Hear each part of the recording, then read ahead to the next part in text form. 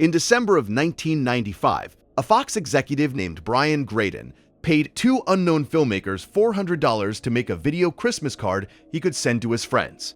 The short was 5 minutes long. It featured construction paper cutouts of children watching Jesus Christ fight Santa Claus in a snowy Colorado town. Within weeks, that tape had been copied and passed hand to hand across every studio lot in Los Angeles, bootlegged at holiday parties, duplicated on VHS decks in production offices at Warner Brothers and Universal and Paramount, becoming one of the first viral videos in the history of the internet before most Americans even had an email address. Nobody in Hollywood asked for permission to share it. Nobody needed to. The industry simply consumed it the way it consumes everything that captures its attention. And then it offered the two filmmakers a television deal worth considerably more than $400. That is how South Park entered Hollywood. Not through an audition. Not through the development process that every other television show in history has been required to survive. Through a piece of contraband that the system could not stop passing around, even though the system itself was the target of the joke. And that tension between the show that exists to mock the machine and the machine that pays for the show to exist has never once been resolved in nearly 30 years of continuous weekly production.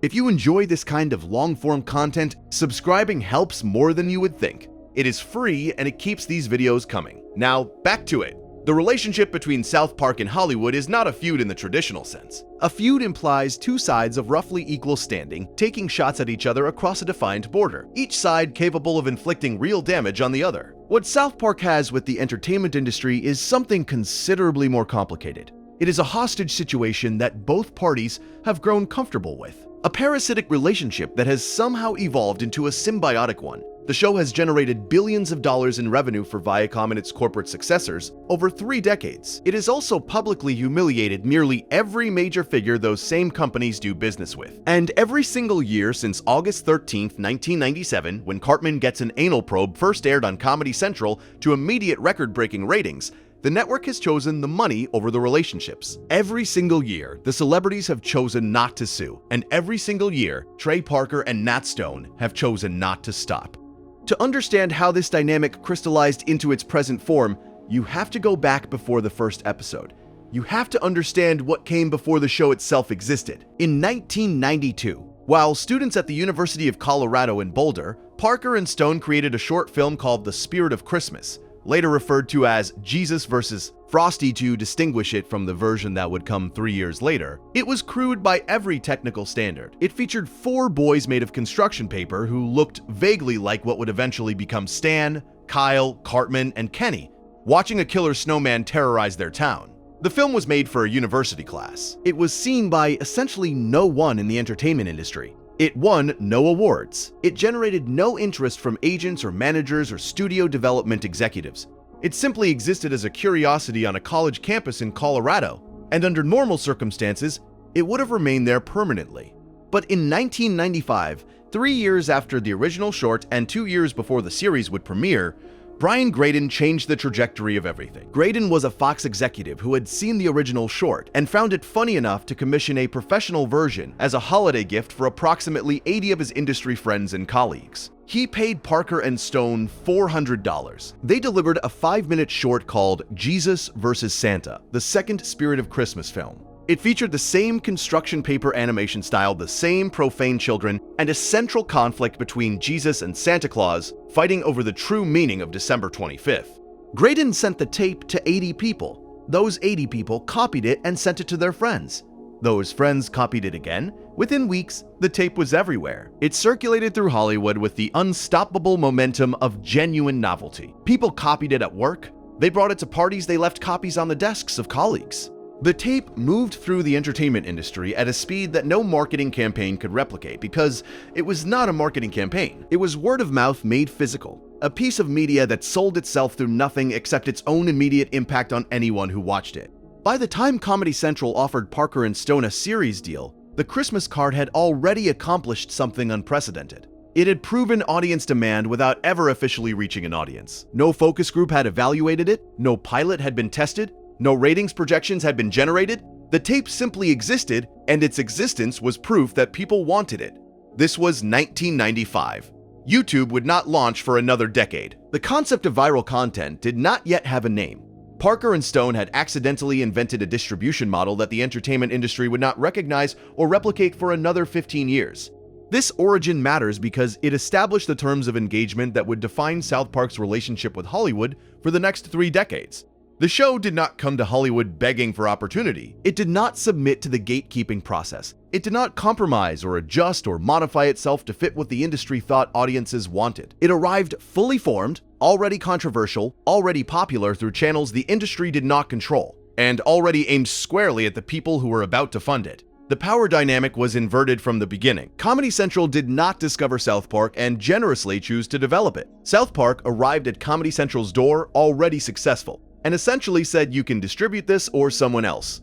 The series premiered on August 13, 1997, and became an immediate cultural phenomenon on a scale that surprised even its own network.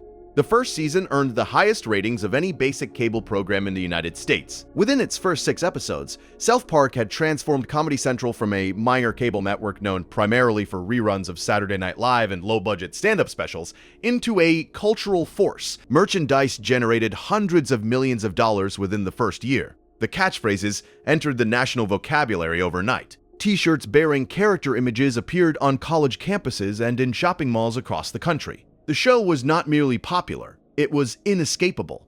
And in the middle of this commercial explosion, barely 6 months into its existence on television, the show chose to declare open war on one of the most famous and powerful women in the history of American entertainment. Season 1, Episode 12. Mecca Streisand.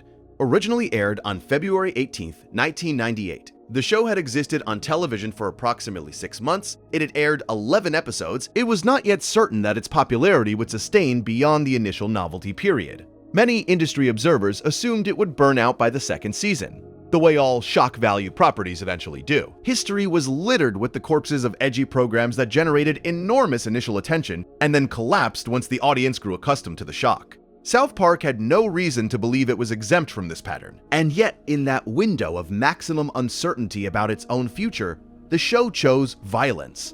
The reason was personal.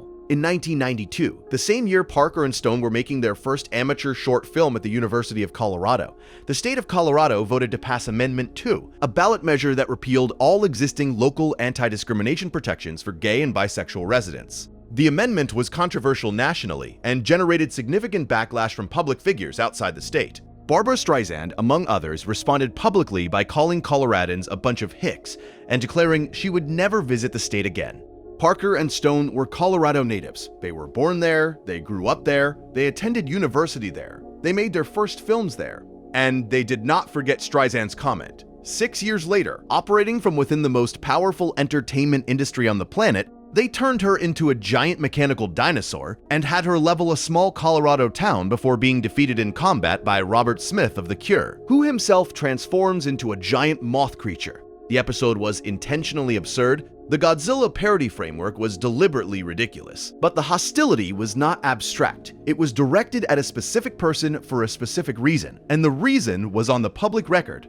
Streisand herself responded in the press by saying she was not even aware of the show until she read about the episode in Time magazine. She said the show had used her in a very negative way, but she took no legal action, she made no threats. She did not contact Comedy Central or Viacom or any corporate entity in the show's ownership chain.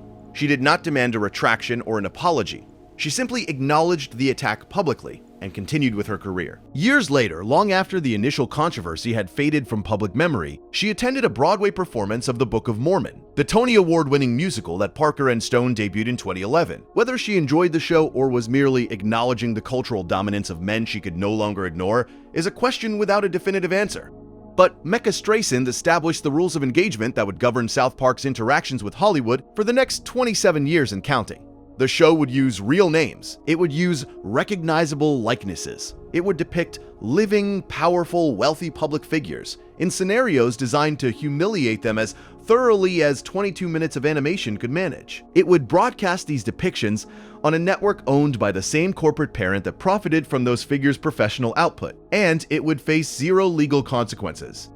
Zero. In 27 years of systematically attacking hundreds of named public figures, South Park has never lost a defamation lawsuit because South Park has never been successfully sued for defamation, not once. The legal architecture of American parody law, built on First Amendment protections and decades of case law establishing that satirical commentary about public figures is constitutionally protected speech, has proven to be an impenetrable shield. Every entertainment lawyer in Hollywood knows this. Every celebrity's legal team has evaluated the question and arrived at the same conclusion. You cannot win. You can only draw more attention to whatever the show said about you by trying.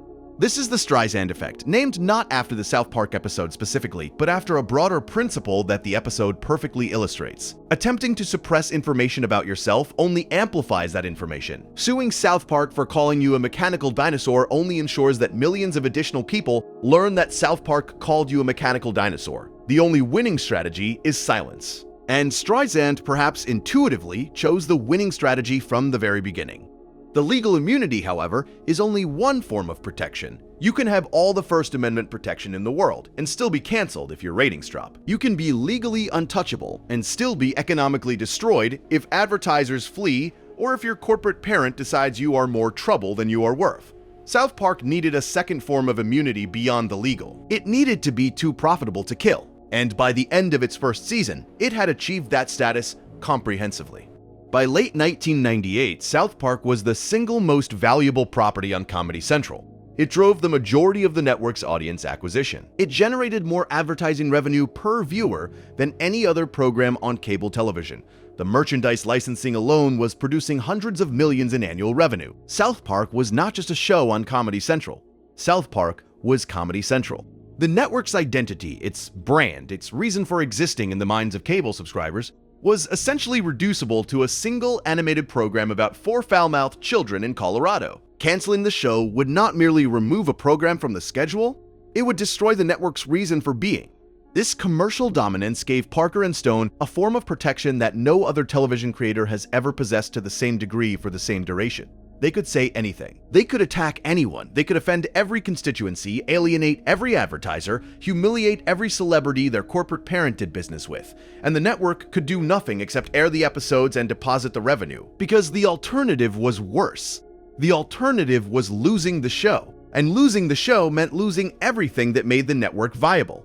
The next major escalation in South Park's war with Hollywood came through a different medium. South Park Bigger, Longer, and Uncut arrived in theaters on June 30th, 1999. The film grossed $83 million worldwide against a $21 million production budget. It was a genuine theatrical hit, but its significance to the ongoing conflict between the show and the entertainment industry lies not in the revenue, but in what happened at the awards. The film received a nomination for the Academy Award for Best Original Song at the 72nd Academy Awards ceremony, held on March 26, 2000. At the Shrine Auditorium in Los Angeles.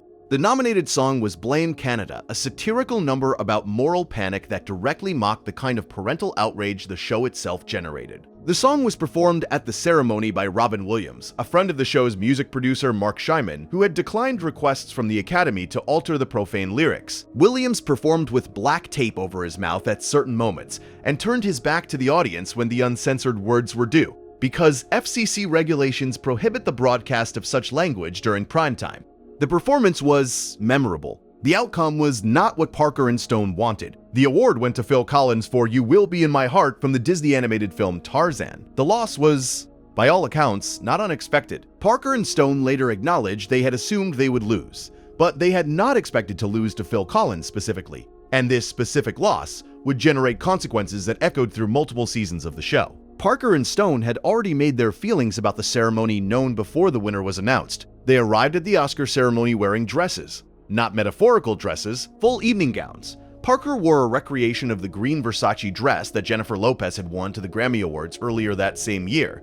A dress so famous it essentially created Google image search. Stone wore a pink gown modeled on the Ralph Lauren piece Gwyneth Paltrow had worn to the previous year's Oscar ceremony. They arrived together as each other's dates. They walked the red carpet, they spoke to reporters, and they had consumed LSD approximately 1 hour before the broadcast began.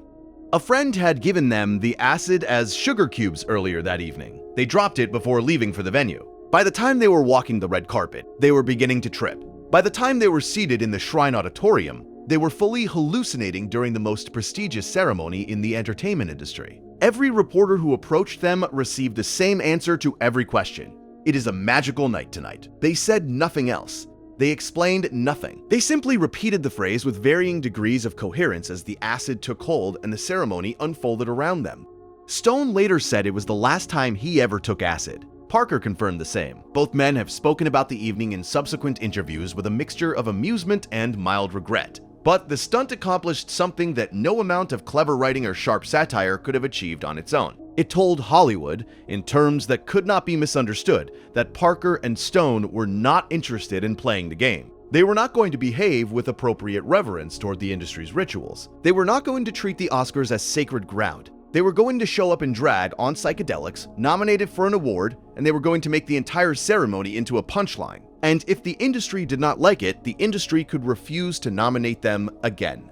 Which, according to Parker and Stone, is exactly what happened. They later stated their belief that the dress stunt effectively banned them from Oscar consideration. When Team America World Police was released in 2004, featuring several original songs that might have qualified for nomination, the Academy passed over them completely. Whether this was direct retaliation or coincidence cannot be established with certainty, but the creators themselves believed the connection was causal.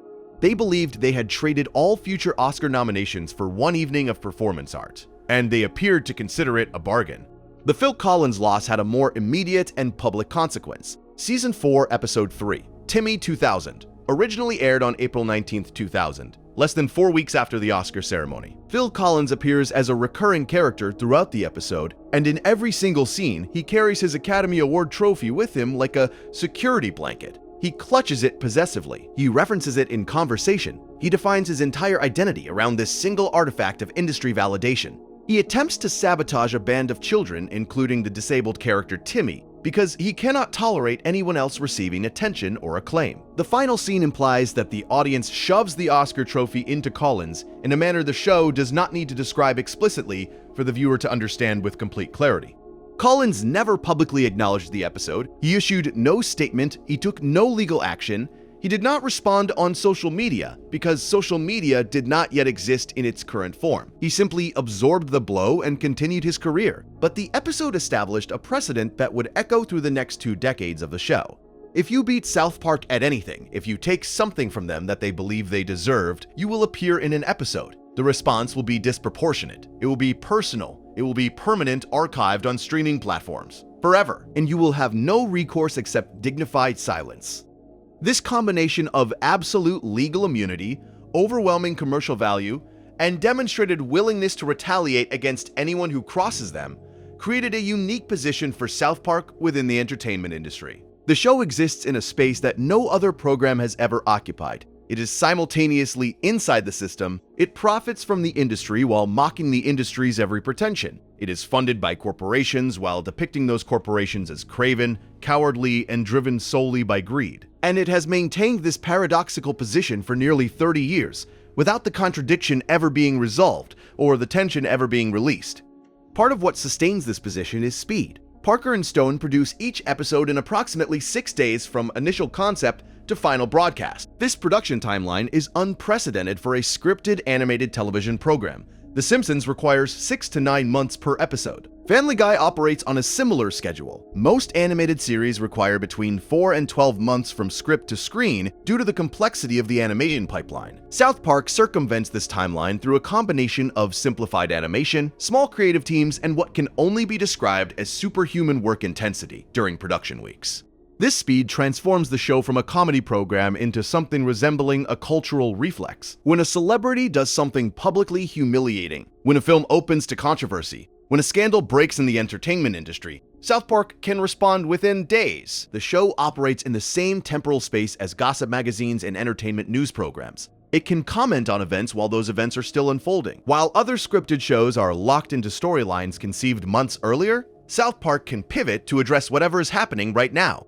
This real-time responsiveness makes the show uniquely threatening to public figures. Every celebrity in Hollywood knows that anything they do publicly is potential material for the following week's episode.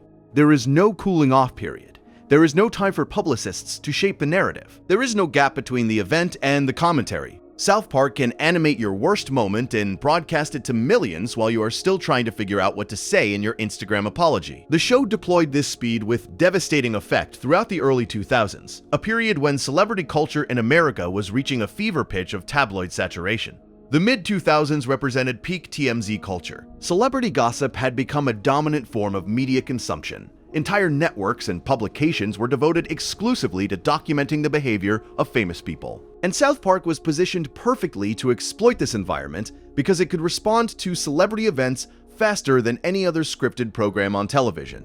Season 7, Episode 5, Fat Butt and Pancake Head, aired April 16th, 2003. The episode arrived at the absolute zenith of the Bennifer phenomenon, when the relationship between Jennifer Lopez and Ben Affleck was generating magazine covers, tabloid headlines, and paparazzi ambushes on a daily basis. The couple was inescapable. Their relationship had become a product that the entertainment industry was marketing as aggressively as any film or album. The premise of the episode is devastating in its simplicity. Cartman puts a wig on his left hand. He speaks in an exaggerated accent. And this hand puppet, which he calls Jennifer Lopez, becomes more successful than the real Jennifer Lopez. The real Lopez is depicted as a shallow, materialistic, rage-filled woman whose entire identity is contingent on her celebrity status. When a child's hand puppet begins to eclipse her in fame, she has nothing to fall back on. No inner resources, no identity beyond the brand. The hand puppet gets a record deal.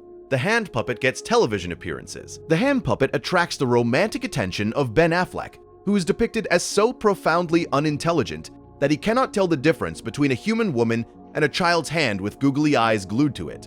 The episode ends with the real Jennifer Lopez working at a La Taco restaurant while on probation, complaining that she once had 6 platinum records and starred in 5 major Hollywood films. The hand puppet, meanwhile, reveals itself to be a career criminal named Mitch Connor who has been running confidence schemes across the country. Neither Lopez nor Affleck ever responded publicly to the episode. No statements were issued, no legal threats were made, no publicists contacted the network. The episode simply aired, was watched by millions, and became part of the permanent cultural record of both celebrities' lives. This was 2003. Lopez and Affleck were among the most commercially powerful names in the entire entertainment industry. They were attached to major studio films. They were generating hundreds of millions in revenue for the same corporate conglomerates that owned Comedy Central. They had the financial resources and legal teams to bury a basic cable show in litigation that would cost more to defend than the show was worth. They chose not to, because the calculus was clear. Suing South Park means confirming the attack landed. Confirming the attack landed means the attack worked. And if the attack worked, suing only tells more people about it.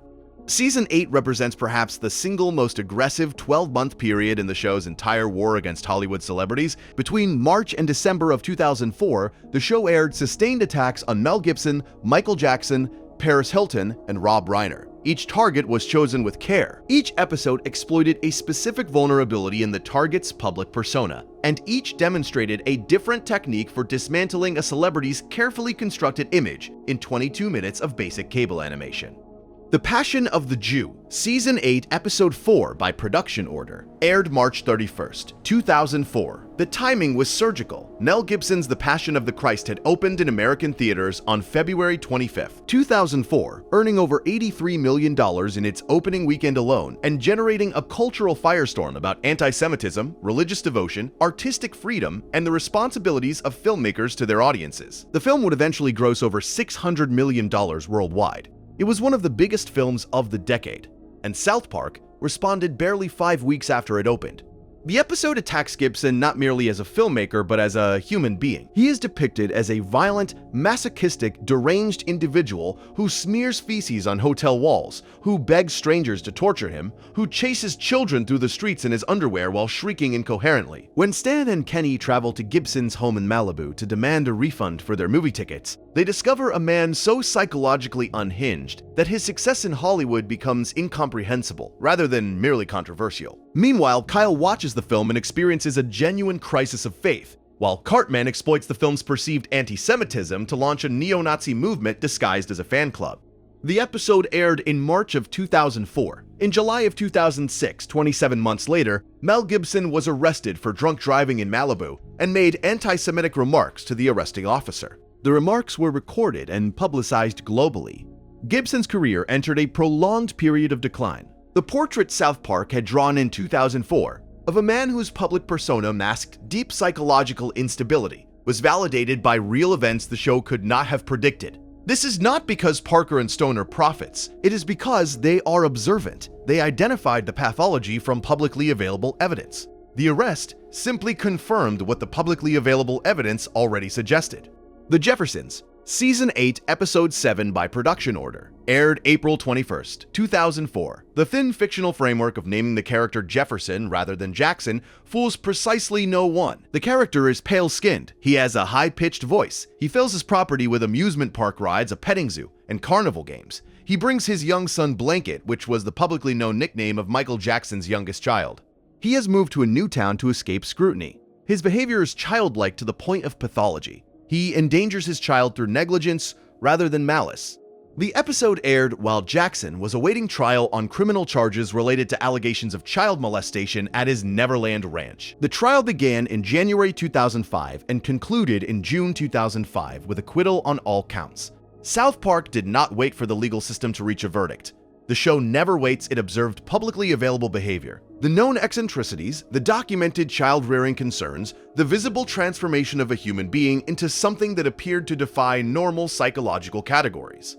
And it put all of it on screen in animated form. It made no legal claims. It stated no definitive conclusions about guilt or innocence. It simply depicted what was already public knowledge and allowed the audience to sit with the implications. Stupid Spoiled Horror Video Playset. Season 8, Episode 12, aired December 1st, 2004. The title constitutes a provocation that most network legal departments would never approve. The episode depicts Paris Hilton as a grotesque influence on American girlhood, a figure whose personal brand is so corrosive that even her pet dog commits suicide rather than continue existing in her presence. The girls of South Park become obsessed with Hilton after she opens a store bearing her name. They begin imitating her behavior, adopting her aesthetic, absorbing her values. A toy playset marketed to children reproduces her lifestyle in miniature. Wendy Testaberger, the show's primary female character, is the only girl who resists.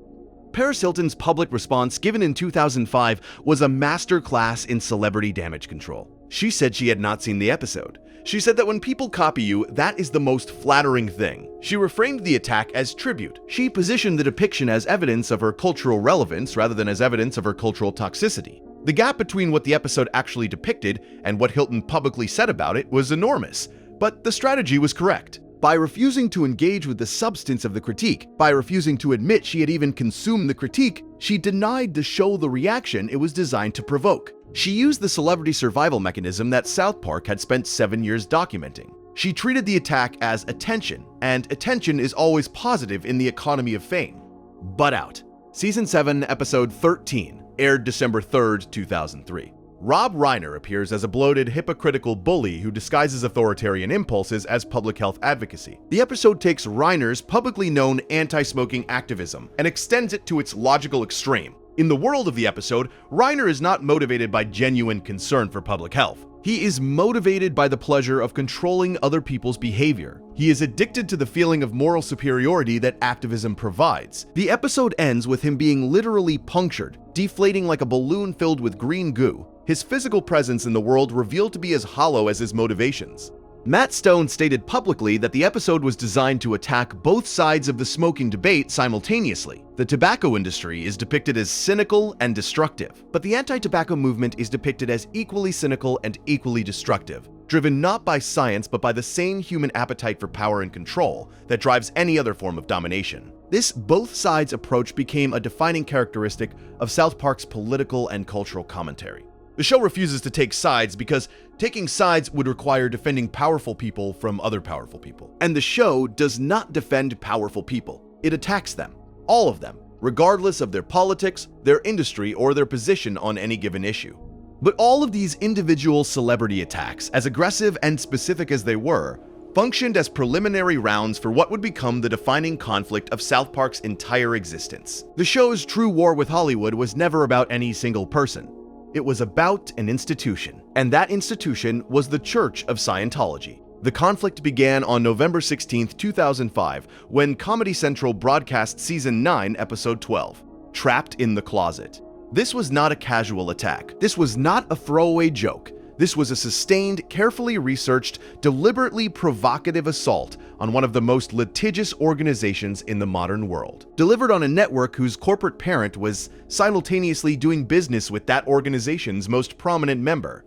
The episode's plot is deceptively simple. Stan Marsh takes a free personality test at a Scientology center and scores so highly that church officials declare him the reincarnation of El. Ron Hubbard, the science fiction author who founded the religion in the early 1950s. Stan is installed as the spiritual leader of the movement. Members begin bringing him offerings and seeking his guidance. And then, approximately 8 minutes into the episode, the show does something that had never previously been attempted on a major American broadcast network. It depicts the actual theological beliefs of Scientology in straightforward animated form. The Xenu narrative appears on screen. An alien dictator brings billions of beings to Earth 75 million years ago. He deposits them near volcanoes. He destroys them with hydrogen bombs. Their spirits, called Thetans, attach themselves to living humans and cause spiritual harm that can only be remedied through expensive Scientology coursework. The show presents this material without commentary, without exaggeration, without satirical distortion. It simply animates what Scientology teaches its higher-level members and places a text caption at the bottom of the screen. The caption reads, "This is what Scientologists actually believe." Meanwhile, in the episode's B-plot, Tom Cruise visits Stan's home to seek validation from the reincarnation of Hubbard. When Stan tells Cruise that his acting is not as strong as some other performers in the industry, Cruise enters Stan's closet and refuses to come out. Other characters arrive and plead with him to come out of the closet. R. Kelly appears and also refuses to come out. John Travolta arrives and enters the closet as well. The characters on screen beg these people to come out of the closet. They say the words "come out of the closet" repeatedly. The double meaning is not concealed. It is not implied. It is spoken aloud. It is the entire point. The episode concludes with Stan threatening to sue the Church of Scientology, and every Scientologist on screen threatening to sue him back. The final moments show dozens of characters shouting threats of litigation at each other. It is simultaneously a joke and a documentary. The Church of Scientology is indeed one of the most litigious organizations in American history. The threat of lawsuit is not satire. It is reportage dressed in animated clothing. The credits roll with every single name listed as either John Smith or Jane Smith. This was a deliberate security measure. Parker and Stone's production team anonymized all credits to protect staff members from potential retaliation by the Church of Scientology, which had a documented history of targeting individuals who criticize it publicly. Operation Snow White, Operation Freakout, the Fair Game Policy. These were not theoretical threats. They were documented programs of surveillance, harassment, and intimidation directed at critics of the organization. Parker and Stone knew exactly what they were provoking. The anonymized credits prove they understood the risk was not theoretical. They also understood the corporate position they were placing their own network in. Comedy Central was owned by Viacom. Viacom also owned Paramount Pictures. Paramount Pictures was at that time in active production on Mission Impossible 3, a film with a budget exceeding $150 million, starring Tom Cruise in the lead role. Tom Cruise was the most prominent celebrity member of the Church of Scientology. By airing an episode that mocked both Scientology and Cruise personally, Comedy Central was forcing its corporate parent to choose between two revenue streams, the South Park revenue stream and the Tom Cruise revenue stream. For a brief period, the corporate parent tried to have it both ways. The episode aired in November 2005 to massive ratings and international media attention. It was scheduled to re-air on March 15, 2006. The re-air did not happen. Comedy Central replaced it with a different episode and issued a statement saying the schedule change was a tribute to Isaac Hayes, who had recently announced his departure from the show. Industry reporting later revealed that the real reason was economic pressure. Tom Cruise had reportedly threatened to refuse all promotional activities for Mission Impossible 3 if Viacom allowed the Scientology episode to air again. Paramount had invested hundreds of millions in the franchise. The threat was credible. Parker and Stone responded with a public statement that was simultaneously sarcastic and prescient. They said they were grateful to Viacom for making the decision, and they looked forward to their colleague Chef returning next season as if nothing had happened. The sarcasm was obvious. The prophecy was darker. Isaac Hayes had voiced the character Chef since the show's premiere in 1997. He was a music legend, a Grammy winner, an Academy Award winner for the theme from Shaft in 1972. His bass voice and his musical performances had become integral to the show's identity over 9 seasons. When a statement was issued in his name on March 13, 2006, saying he could no longer participate in a show that demonstrated intolerance and bigotry toward religious beliefs, it was reported as a principled resignation. Hayes taking a stand against the mockery of his own religion. a man of conviction choosing integrity over a paycheck.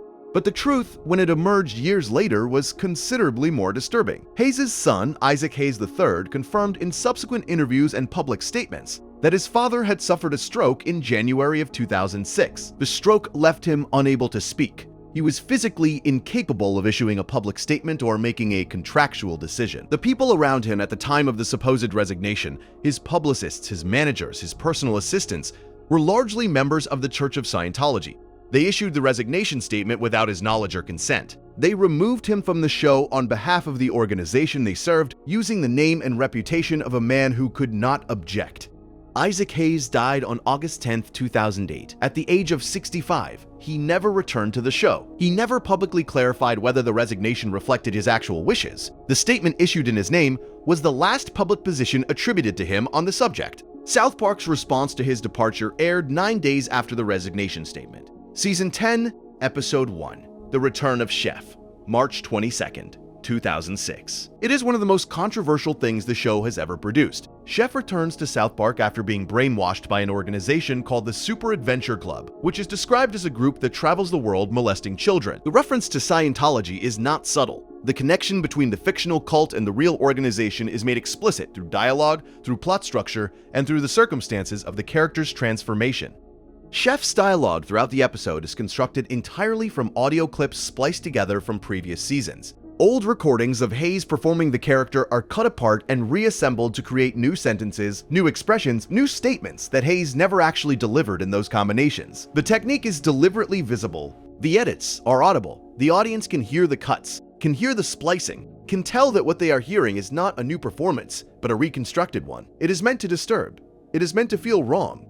At the episode's conclusion, Chef falls off a bridge. He is impaled on a tree branch. He is mauled by a mountain lion. He is attacked by a bear. His body catches fire. He defecates upon himself. The children watch from above and deliver a speech that is clearly addressed not to the character but to the man who voiced him. They say they should not be angry at Chef for leaving. They should be angry at the fruity little club that scrambled his brains. Parker stated afterward that the episode was aimed not at Hayes, but at the organization he believed had manipulated Hayes into departing. This may well be true, but what the audience saw was a beloved character, voiced by a real person who may not have consented to his own departure, being destroyed in the most degrading way the show's creators could imagine. The character's death was not dignified, it was not graceful, it was grotesque by design, and it served as a warning to everyone else in Hollywood who might consider leaving South Park for any reason. The implicit message was clear. You are replaceable. Your character is ours. Your voice recordings are ours. And if you leave, we will demonstrate exactly how disposable you are in front of millions of people. The Scientology conflict continued to escalate. On April 5th and April 12th of 2006, South Park aired the Cartoon Wars 2-part episode, Season 10, Episodes 3 and 4. The stated subject was the controversy over depictions of the Prophet Muhammad, inspired by the Gillen's Posten cartoon controversy that had begun in September 2005 when a Danish newspaper published editorial cartoons depicting Muhammad, sparking protests, diplomatic crises, and violence across the Muslim world. But the real target of the episodes was Comedy Central itself. Parker and Stone were incensed that their own network had begun restricting their ability to depict religious figures after the Danish cartoon controversy, despite the fact that South Park had already aired an image of Muhammad without censorship or consequence. Season 5, Episode 3, Super Best Friends, originally aired on July 4th, 2001. The episode depicted Muhammad as a superhero alongside Jesus, Buddha, Krishna, and other religious figures. It aired repeatedly in reruns for years without generating controversy or complaint. But after the Danish cartoon crisis, Comedy Central retroactively decided that any depiction of Muhammad was too dangerous. The network pulled Super Best Friends from circulation and informed Parker and Stone that future episodes could not include the character.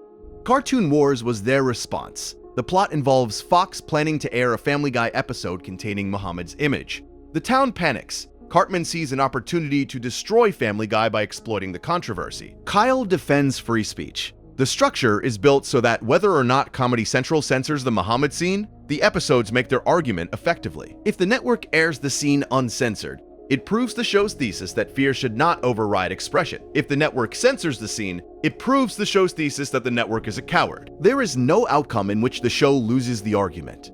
Comedy Central censored the scene. The Muhammad sequence in Cartoon Wars Part 2 was replaced with a black title card reading, "Comedy Central has refused to broadcast an image of Muhammad on their network." The censorship was performed over Parker and Stone's explicit objection. They had designed the episode to make this exact point. The network made the point for them. An episode about the cowardice of censoring speech was itself censored. The irony was perfect. And it was furious. 4 years of relative quiet followed on the Scientology and censorship fronts. Then Season 14 arrived, Episodes 5 and 6, the 200th and 201st episodes of the series. 200 and 201 aired April 14th and April 21st, 2010. The ambition was staggering. Tom Cruise organizes over 200 celebrities who have been mocked by South Park over the show's 13-year history into a class action lawsuit. Against the town, the celebrities demand that South Park deliver Muhammad to them because Muhammad possesses the unique power of immunity from ridicule, and the celebrities want that power for themselves. The episodes function as a comprehensive catalog of every famous person the show had ever attacked. Hundreds of caricatures appear on screen simultaneously. The lawsuit is a meta-commentary on the show's own history of celebrity mockery, and the Muhammad subplot directly challenges the censorship decisions that had frustrated Parker and Stone for 4 years. They were going to depict Muhammad, they were going to force the issue, they were going to make their network choose, publicly and definitively, between supporting their creators' free expression and capitulating to external pressure. What happened next exceeded anything the show's conflict with Hollywood had previously produced. Before episode 201 aired, the Islamist organization Revolution Muslim posted a statement on their website. The statement warned that Parker and Stone would likely end up like Theo van Gogh, the Dutch filmmaker who was murdered on an Amsterdam street in 2004 for making a film critical of Islam. The statement included the physical addresses of South Park Studios in Los Angeles and Comedy Central's offices in New York. This was not a legal threat. It was not a corporate negotiation. It was a prediction of violence accompanied by the logistical information that would make violence possible. Comedy Central responded with an intensity of censorship that had no precedent in the show's history. Episode 201 was modified extensively without Parker and Stone's consent. Every reference to Muhammad throughout the episode was bleeped. Not replaced with a joke, not acknowledged with a wink. Bleeped, in the manner of profanity. Additionally, the entire 2-minute moral conclusion of the episode, which Parker later confirmed did not even mention Muhammad, was bleeped in its entirety. The final statement of a 13-year story arc about free expression and the limits of satire was rendered completely inaudible. The episode aired in a form its creators did not recognize and did not approve. Both episodes were subsequently removed from every platform. They cannot be streamed on any service. They cannot be purchased digitally. When the South Park catalog moved to HBO Max in 2020, episodes 200, 201, Super Best Friends, Cartoon Wars Part 2 were all excluded. 5 episodes, 5 out of over 300. The only 5 the show's corporate infrastructure has ever decided the public cannot access. All 5 involve the same subject. All 5 were removed for the same reason. And that reason has nothing to do with offending celebrities or generating bad press or alienating advertisers. The reason is physical safety. The reason is that someone credibly threatened to murder the show's creators, and the corporation decided that no television episode is worth risking human life. This is the great paradox of South Park versus Hollywood. The show can do anything to any celebrity. Anything. Tom Cruise, Barbra Streisand, Mel Gibson, Paris Hilton, Kanye West, Jennifer Lopez, Michael Jackson, Phil Collins, Rob Reiner, Ben Affleck, hundreds of others. It can depict them in scenarios that are humiliating, degrading, and psychologically devastating. It faces zero consequences. But the moment it attempted to extend that same satirical freedom beyond the boundaries of celebrity culture into the territory of religious extremism, the system revealed its actual limits. Celebrities are fair game because celebrities cannot shut down a network. They do not have the capacity for violence. They operate within a legal framework that the show exploits. Religious extremists who make death threats operate outside that framework entirely. And against threats from outside the framework, the show's protections are meaningless. Parker and Stone absorbed this lesson, and they spent the next decade doing something remarkable with it. They did not retreat, they did not soften, they did not internalize the limitation as a permanent boundary on their creative freedom. Instead, they built their professional position into something so commercially dominant that the remaining limitations, the ones imposed by corporate cowardice rather than genuine physical danger, became increasingly difficult for anyone to enforce against them. The transformation began on Broadway. The Book of Mormon opened at the Eugene O'Neill Theater on March 24, 2011, following preview performances beginning February 24. Parker, Stone, and their collaborator Robert Lopez had spent 7 years developing the musical, which tells the story of two naive Mormon missionaries sent to a village in Uganda, where their optimistic theology is tested against the brutal realities of AIDS, poverty, warlords, and female genital mutilation. The show is relentlessly profane. It is deeply offensive to many religious observers. And it is extraordinarily good. At the 65th Tony Awards on June 12, 2011, The Book of Mormon won 9 of its 14 nominations, including Best Musical, Best Original Score, Best Book of a Musical, and Best Direction of a Musical. Trey Parker personally won 4 Tony Awards in a single evening, tying a record set by Joshua Logan for South Pacific at the 1950 ceremony. No individual had matched that record in 61 years. The show went on to gross over $600 million in worldwide ticket sales across productions in New York, London, and touring companies. It became one of the most commercially and critically successful musicals of the 21st century. This success was transformative not because it made Parker and Stone wealthy, which they already were, but because it made them legitimate. The entertainment industry has a hierarchy of cultural prestige. Television, particularly cable television, occupies a middle tier. Feature films rank higher. Broadway represents cultural validation of the highest order. Parker and Stone had now conquered all three. They were not merely successful cable television creators. They were Tony Award-winning artists whose work had been embraced by the most prestigious artistic institutions in the English-speaking world. This credibility was a form of armor. You cannot dismiss a 4-time Tony winner as a mere provocateur. You cannot marginalize someone whose work is studied in university theater programs. You cannot characterize as juvenile a creative team whose musical is regarded as one of the finest of its generation. The commercial leverage compounded over the following decade. South Park continued to perform strongly on Comedy Central. The streaming rights became increasingly valuable as the industry shifted to digital distribution. And then, in August of 2021, Viacom-CBS announced a deal that reshaped the entire conversation about what Parker and Stone were worth to the industry. $900 million, over 6 years, for the continuation of South Park through at least its 30th season plus 14 exclusive streaming movies for Paramount+. $900 million. The number is worth repeating because of what it represents. It is not merely a payment, it is a declaration of dependency. You do not pay someone $900 million unless you need them more than they need you. You do not sign a 6-year deal at that scale unless the alternative, losing the property to a competitor, represents a catastrophic outcome for your business. The deal announced that South Park was not merely a valuable asset for Paramount, it was an irreplaceable one. And irreplaceable assets cannot be censored, cannot be pressured, cannot be threatened, because any attempt to constrain them carries the implicit risk that they might leave. And if they leave, the $900 million leaves with them. Parker and Stone used this leverage immediately and explicitly. Their third Paramount Plus exclusive special, South Park: The Streaming Wars, premiered on the platform on June 1st, 2022. The special satirizes the corporate desperation of the streaming gold rush with a precision that could only come from inside knowledge. It depicts the streaming industry as an artificial crisis, a drought manufactured by corporations who profit from scarcity, while ordinary people are told to accept diminishing returns. The allegory is transparent. The streaming platforms are creating artificial scarcity of content to justify subscription fees. The consumers are being exploited. The corporations know exactly what they are doing, and the whole system is unsustainable. This special aired on Paramount+. It was produced for Paramount+. It was paid for by Paramount. It argued without subtlety or ambiguity that Paramount+ and every other streaming service is a fundamentally cynical enterprise built on corporate greed, artificial scarcity, and the exploitation of consumer loyalty. Paramount promoted it.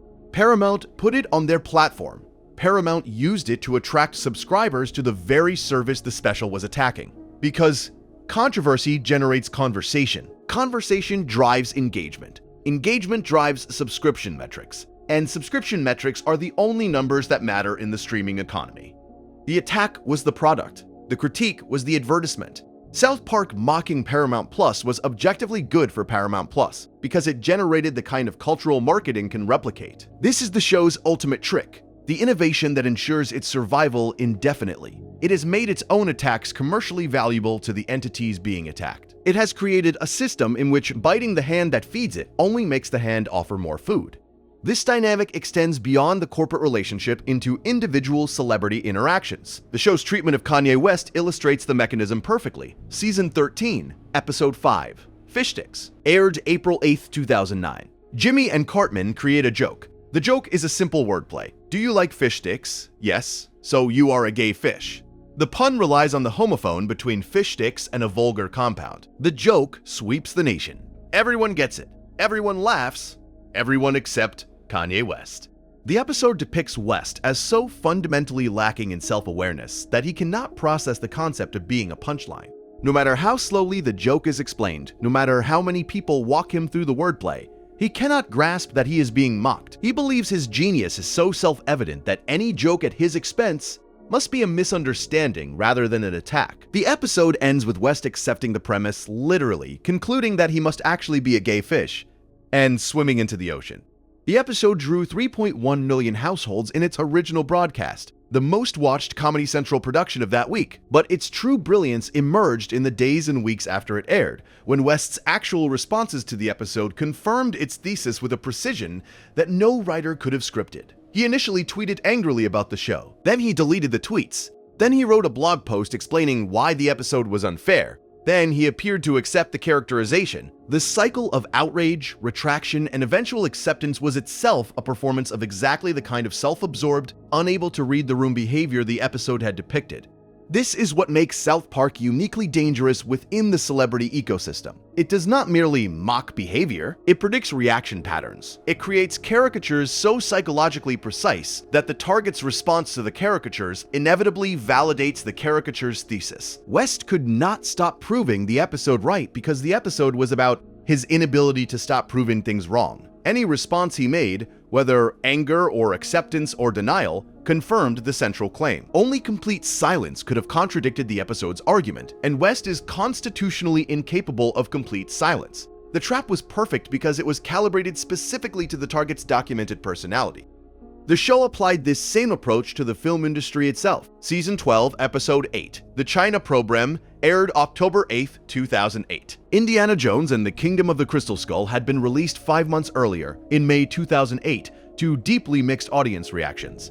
Many viewers felt the fourth Indiana Jones film had betrayed the franchise. South Park took this feeling and made it horrifyingly literal. The episode depicts Steven Spielberg and George Lucas, voiced by Parker and Stone respectively, physically assaulting Indiana Jones in extended graphic sequences. The metaphor is not metaphorical. It is rendered in literal animated terms. The show is arguing that these directors took a beloved cultural property and violated it, that they did something unforgivable to something that belonged to the audience, as much as it belonged to them. And it makes this argument in the most confrontational visual language available to it. Neither Spielberg nor Lucas responded publicly. They issued no statements, they took no action. The episode aired. Critics debated whether the graphic nature of the extended metaphor constituted a line that should not have been crossed. The debate was the point. By making the visuals so extreme, so impossible to ignore, the show ensured that the conversation would center on whether South Park went too far, rather than on whether Indiana Jones 4 was actually that bad. The show commandeered the discourse. It made itself the subject by attacking someone else. This is a technique it has perfected over decades. But the show's most sophisticated commentary on Hollywood as an institution rather than on individual celebrities within it emerged in its later seasons as the entertainment industry itself entered a period of fundamental transformation. Banned in China, Season 23, Episode 2, aired October 2, 2019, represents what may be the show's most politically significant episode ever produced. Not because of its comedy, because of its consequences. The episode directly attacks Hollywood's practice of self-censoring content to satisfy the Chinese government in exchange for access to the Chinese theatrical and streaming market. This was a well-documented industry practice by 2019. Studios were routinely removing content that depicted China negatively, that referenced Tibet or Taiwan, that included LGBTQ characters in prominent roles, or that touched on any subject the Chinese Communist Party deemed sensitive. The economic logic was straightforward. China represented the second largest film market in the world. Access to that market was worth billions. Studios could not afford to be banned, so they censored themselves preemptively.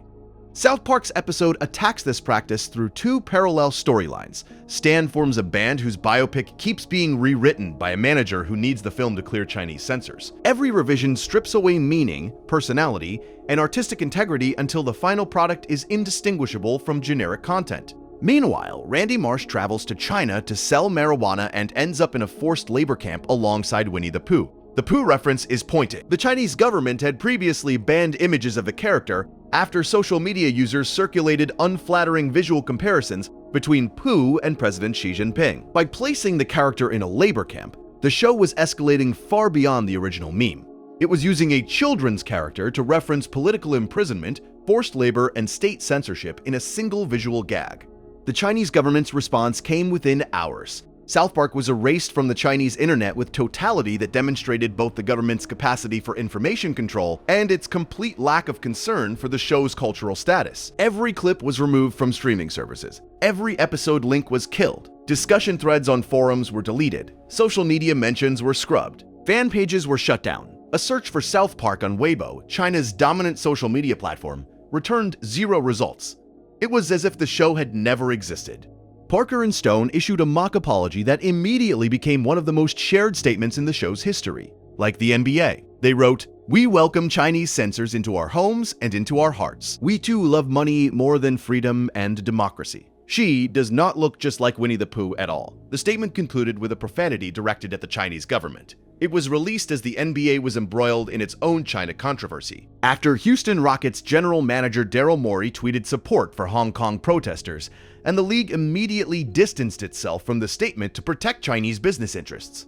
The episode and its aftermath illuminated something crucial about the actual power structure that South Park operates within.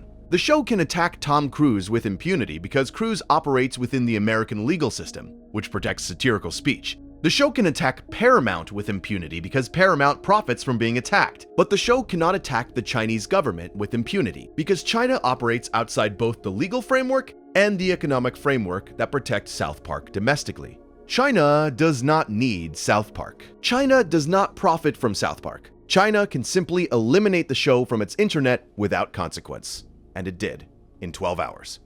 This revealed that South Park's power is not absolute. It is not principled in any philosophical sense. It is entirely structural. The show is powerful because American law protects it and because American capitalism rewards it. Remove either support and the show becomes as vulnerable as any other voice. The Chinese government demonstrated this with an ease that should give pause to anyone who believes the show is truly untouchable. Within the American system, South Park is essentially invulnerable. Outside that system, it can be erased overnight. But within America, within Hollywood specifically, the show's position is now essentially permanent. The $900 million deal runs through at least 2027. The show will reach its 30th season. 3 decades of attacking the entertainment industry from inside the entertainment industry. 3 decades of making the machine pay for the privilege of being criticized by one of its own components. 3 decades of proving, through its own existence, the thesis it has been articulating since 1997, that Hollywood operates on exactly one principle, and that principle is money, and everything else is negotiable. The show's understanding of celebrity culture achieved its most disturbing expression in Britney's New Look. Season 12, Episode 2, aired March 19, 2008. Britney Spears was at that time in the midst of a widely publicized mental health crisis. She had shaved her head in February 2007. She had lost custody of her children. She had been placed under a conservatorship. Paparazzi were photographing her daily breakdowns and broadcasting them to millions. The media apparatus was consuming her in real time, and the public was watching it happen with apparent satisfaction. South Park's episode is not a satire of Spears. It is a satire of the audience, of you, of everyone watching. Spears attempts suicide in the episode. She survives with catastrophic injuries, and then the entire town of South Park, representing the American viewing public, begins relentlessly photographing her, pursuing her, denying her any space or privacy or peace, until she dies. The townspeople then explain to Stan and Kyle what has happened. This was not an accident. This was not cruelty. This was a ritual. American society selects a celebrity and destroys them every few years. To ensure prosperity, the mechanism has evolved from the ancient practice of literal human sacrifice, but the function is identical. A person is elevated, adored, consumed, and destroyed so that the rest of society can feel satisfied and move on. The episode references Shirley Jackson's short story The Lottery directly. The comparison is explicit. The citizens of the town know what they are doing. They are not ashamed. They believe it is necessary. And the final shot of the episode shows them turning their collective gaze toward their next target. A young Miley Cyrus appears on screen. She was 15 years old at the time of broadcast. The implication is clear. She is next. Over the following decade, Cyrus underwent exactly the kind of public transformation, media scrutiny, and cultural consumption that the episode forecast. This was not magical foresight. It was pattern recognition. The machine operates on a visible cycle. It elevates young women, it subjects them to impossible standards, it photographs their failures. It profits from their distress. And when they break, it selects a replacement. The show simply identified the cycle and named the next participant. Anyone paying attention could have done the same. South Park was merely the only voice willing to say it out loud, on television, to millions of people, while itself being part of the machine it was describing. This self-awareness is the show's most important quality. South Park does not pretend to be outside Hollywood. It does not claim moral superiority over the system. It acknowledges, repeatedly and explicitly, that it is part of the machinery it criticizes. When the show mocks celebrity culture, it is mocking a system it participates in. When it attacks the media apparatus that destroys public figures, it is attacking an apparatus it contributes to. When it criticizes corporate greed in the entertainment industry, it is criticizing the same greed that funds its own production. This refusal to exempt itself from its own critique is what makes the show unkillable within the Hollywood ecosystem. You cannot accuse South Park of hypocrisy because the show has already identified itself as hypocritical. You cannot call it cruel because it has already characterized itself as cruel. You cannot point out its contradictions because it has built those contradictions into its own narrative. The show is armored not by consistency but by comprehensive self-awareness. It knows what it is, it says what it is, and then it does it anyway. And there is no response to that combination that constitutes a defeat for the show. There is another dimension to this story that must be explored if you want to understand the full scope of what South Park has done to Hollywood over 3 decades. The show did not merely mock individual celebrities and institutions from the safety of a television studio. It crossed into Hollywood's own territory. It made films, it made theatrical productions. It engaged the industry on its own terms, in its own formats, and used those formats as additional weapons in a war that most combatants did not even realize they were fighting.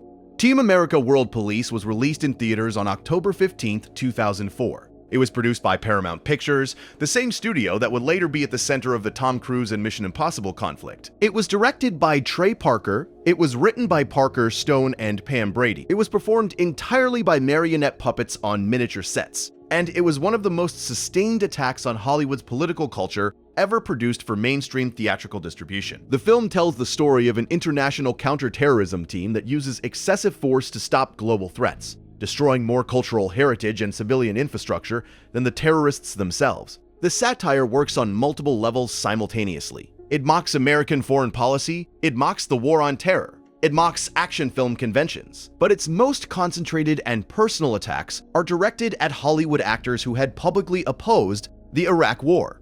The Film Actors Guild, an organization within the movie whose acronym is chosen with full awareness of what it spells, includes puppet versions of Alec Baldwin, Tim Robbins, Sean Penn, Martin Sheen, Susan Sarandon, Janeane Garofalo, Matt Damon, George Clooney, Liv Tyler, and numerous other real celebrities. These actors are depicted as naive, self-important, and ultimately complicit in terrorism through their opposition to military force. They hold press conferences. They make speeches about peace. They lecture ordinary Americans about foreign policy. And they are systematically destroyed throughout the film's climax, their puppet bodies torn apart in graphic action sequences.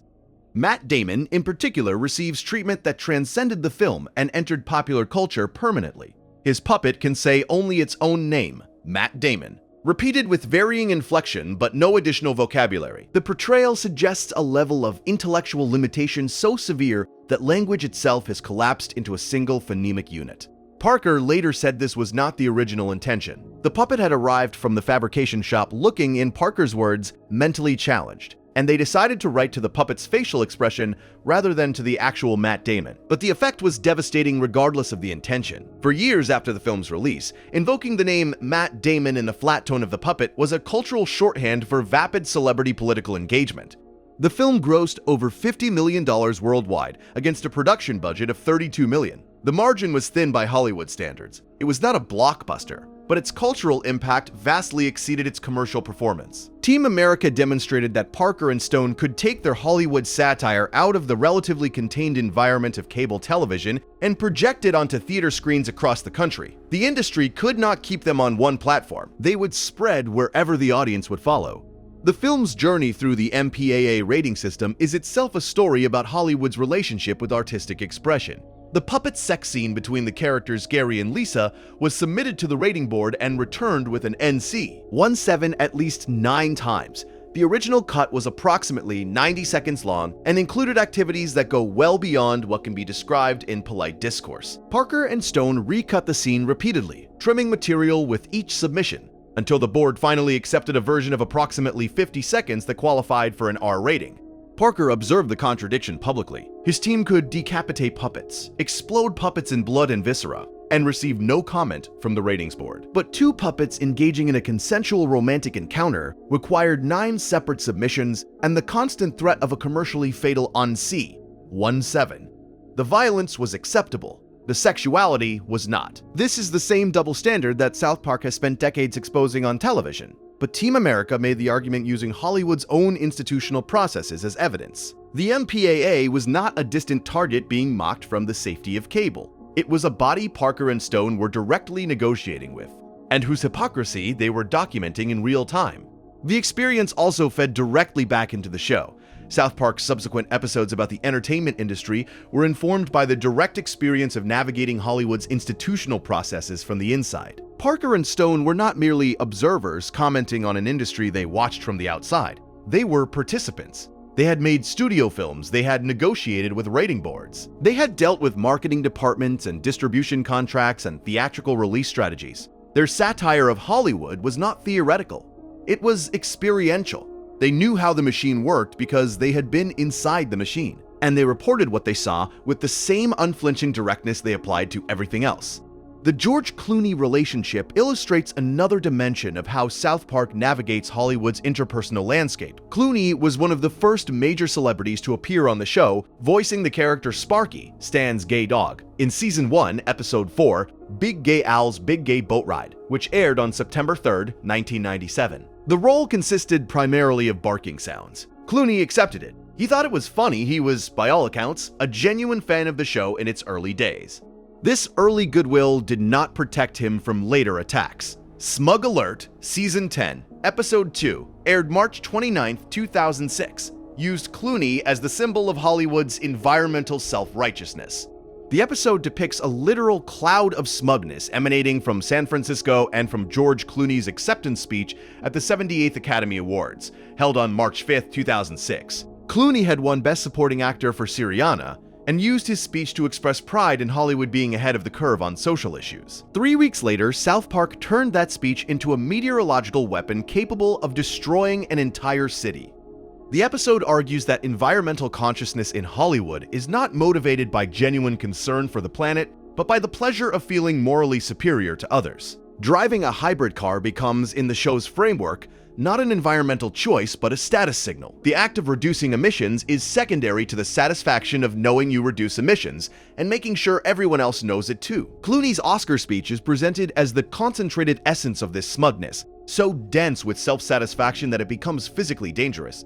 Clooney, unlike most celebrities targeted by the show, had already demonstrated willingness to engage with Parker and Stone's world. He had appeared on the show. He had presumably understood what the show was and what it did to famous people. And yet the episode did not soften its attack based on that prior relationship. The show does not do loyalty discounts. If you are a celebrity and you do something the show considers worthy of mockery, the show will mock it regardless of any previous goodwill. This consistency is part of what makes the show credible. It does not protect its friends, it does not exempt its allies, it attacks across all categories with the same indiscriminate ferocity. The show's 100th episode offered a rare moment of self-reflection about its position within the entertainment industry. Season 7, Episode 1.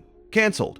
Aired March 19, 2003. The plot reveals that Earth is actually a reality television show being broadcast to aliens, and that the show has just reached 100 episodes, which means it is being considered for cancellation because most shows become stale after 100 installments. The self-reference is explicit. South Park was at its own 100th episode mark. The writers were acknowledging, within the fiction of the show, the industry wisdom that says no program can sustain creative energy past a certain duration. The alien producers who control Earth's television show are depicted as hook-nosed, fast-talking executives with stereotypical entertainment industry mannerisms. They discuss demographics and ratings and audience share. They debate whether the show has run its course. They treat the entirety of human civilization as content to be evaluated on purely commercial metrics. The satire of television production is layered with the self-awareness of creators who know they are themselves subject to the same evaluation. Parker and Stone were asking, publicly and within the text of their own show, whether they had already overstayed their welcome,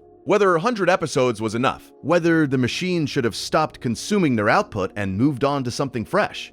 23 years later, the show is approaching 400 episodes. The question was not answered in the affirmative. The machine did not stop. The audience did not lose interest. And Parker and Stone did not retire. They continue producing content at the same speed, with the same targets, using the same techniques they developed in their first season. The self-doubt of the 100th episode has been retrospectively proven wrong by the simple fact of continued existence. The show is not stale, or if it is stale, the staleness does not matter. The machine continues to consume it regardless. There is also the question of how the show relates to the broader television industry as a competitive entity. The Cartoon Wars episodes attacked Family Guy directly, depicting it as a show written by manatees randomly selecting topics from a tank of floating idea balls. The critique was that Family Guy's humor was disconnected from narrative purpose, that its cutaway gags bore no relationship to the story, that the show operated on pure randomness rather than on the careful construction of comedic arguments. This was not a gentle ribbing between colleagues. It was an assault on a competing show's creative method, delivered in the most dismissive terms possible. Seth MacFarlane, the creator of Family Guy, responded relatively gracefully. He said he was flattered by the attention and that he considered it a compliment when your competitors feel the need to attack you directly. This response was itself a version of the Paris Hilton strategy. Do not engage with the substance. Reframe the attack as evidence of your own importance. Deny the attacker the satisfaction of a genuine emotional response. MacFarlane understood the game because he operates in the same industry and presumably studied the same dynamics. But the Cartoon Wars episodes were not merely about Family Guy. They were about the competitive structure of animated comedy on television and about who deserves to be considered legitimate within that space. South Park was drawing a line. On one side, shows that construct comedy through deliberate argumentation, that build episodes around theses and develop those theses through narrative structure. On the other side, shows that generate comedy through disconnected references and random juxtaposition. The implication was clear. South Park was on one side of that line, Family Guy was on the other, and only one side constituted real creative work. Whether this argument has merit is beside the point. What matters is that the show was willing to make it publicly on television about a specific competitor airing on a rival network. This is not something television creators normally do. There are unwritten rules in the entertainment industry about not attacking other shows directly. Criticism is acceptable. Specific named attacks on competitor products are considered unprofessional. South Park ignored this norm the same way it ignored every other norm. The unwritten rules did not apply to them because no rule, written or unwritten, has ever successfully constrained what the show says on the air. The talent agency and entertainment management culture received sustained treatment across multiple seasons. Wing, Season 9, Episode 3, aired March 23, 2005, depicts the boys starting a talent agency and discovering that the talent management industry is built on exploitation that the episode explicitly compares to human trafficking. The episode features a real New Zealand singer named Wing, whose actual recordings are used in the show. The satire conflates talent agents with Chinese organized crime, arguing that the entertainment industry's management of creative talent operates on the same principles as more obviously criminal enterprises. The exploitation is merely dressed in better clothing. Chef Aid, Season 2, Episode 14, aired October 7, 1998, attacked the music industry's relationship with artistic ownership. Chef discovers that a song he wrote has been plagiarized by a mainstream recording artist. When he attempts to assert his rights, the record company sues him for harassment. The episode introduces the Chewbacca defense, a legal argument so nonsensical that it succeeds purely through the confusion it generates in the jury. The concept was directly inspired by Johnny Cochran's closing argument in the O.J. Simpson trial, but the episode uses it to comment on how the music industry uses legal complexity to prevent artists from claiming ownership of their own work. The episode aired in 1998, during a period when the music industry's relationship with artists was under increasing scrutiny. Record contracts were becoming publicly known as exploitative. Artists were beginning to speak out about ownership rights. The digital revolution was about to upend the entire distribution model. South Park was, characteristically, ahead of the curve. It identified the exploitation before the broader public had fully grasped its scope, and it put that exploitation on screen in terms that were simultaneously exaggerated and accurate. The show's relationship with the concept of awards and industry self-congratulation extends far beyond the Phil Collins incident. South Park has received 5 Primetime Emmy Awards over its run. The Imagination Land trilogy, which aired as Season 11 episodes 10, 11, and 12 on October 17, 2004, and 31 of 2007, won the Emmy for Outstanding Animated Program for programming 1 hour or more at the 2008 ceremony. The trilogy was subsequently released as a direct-to-video film. This means that the same show that mocked the Oscars by showing up in dresses on acid, that retaliated against a Best Song loss with an entire episode of humiliation directed at the winner, also actively participates in the awards ecosystem and celebrates its own victories within that system. This is not contradiction. It is comprehensiveness. South Park does not reject the entertainment industry's institutions. It participates in them while mocking them. It accepts Emmy Awards while producing episodes arguing that awards are meaningless validation rituals designed to maintain the industry's self-regard. It signs billion-dollar deals while arguing that the pursuit of profit has corrupted every institution in American entertainment. The show is not hypocritical in the way that implies inconsistency. It is hypocritical in the way that acknowledges the impossibility of existing within a system without being shaped by that system's incentives.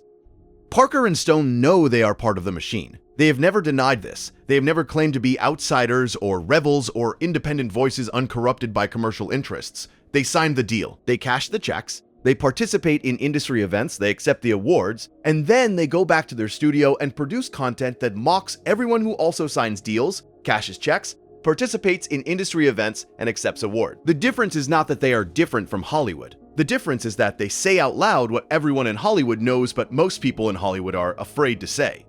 This willingness to articulate uncomfortable truths about the industry extends to the show's commentary on how Hollywood treats creative work itself.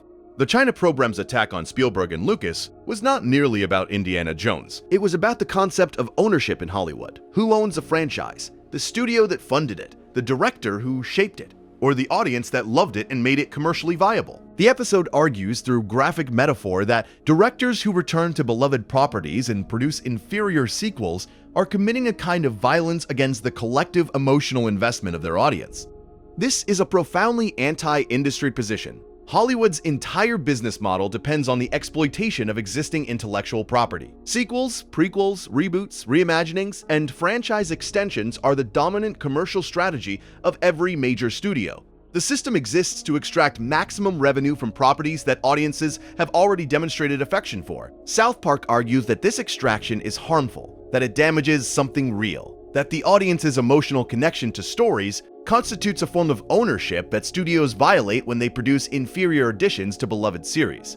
And yet South Park itself is a long-running franchise that has been extended across multiple platforms and formats. It has produced specials, films, video games, and streaming content. Its own commercial strategy relies on exactly the kind of brand extension it criticizes in others. Once again, the show implicates itself in its own critique. Once again, it acknowledges that it is doing the very thing it condemns others for doing. And once again, this self-awareness functions as armor rather than vulnerability. You cannot accuse the show of hypocrisy because the show has already confessed to it.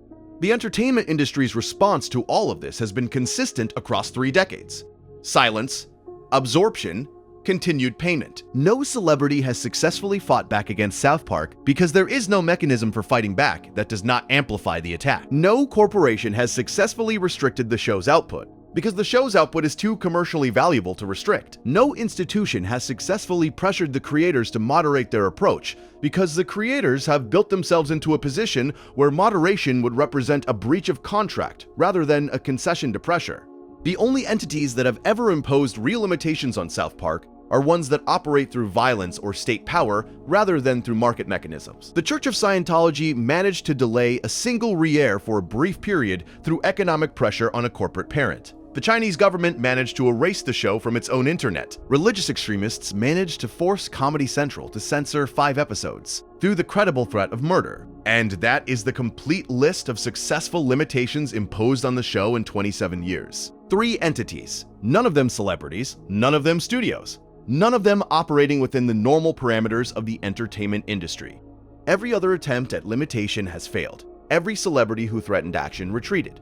Every lawyer who evaluated a case decided not to file.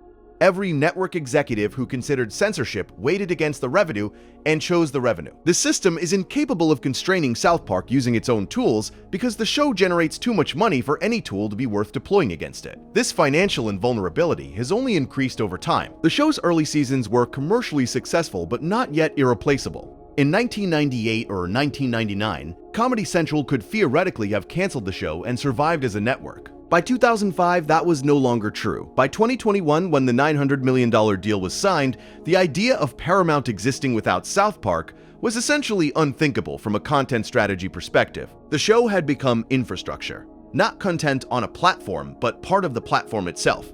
The streaming era has only strengthened this position. In an environment where every platform is desperate for content that generates subscriber retention, South Park's ability to produce culturally relevant episodes at unprecedented speed makes it uniquely valuable. A streaming service needs content that people talk about, content that generates social media conversation, content that becomes part of the cultural discourse in ways that justify the monthly subscription fee. South Park does this more consistently and more efficiently than almost any other property in television because it can respond to events within a week, and because its responses are designed to be controversial enough to generate exactly the kind of conversation streaming platforms need.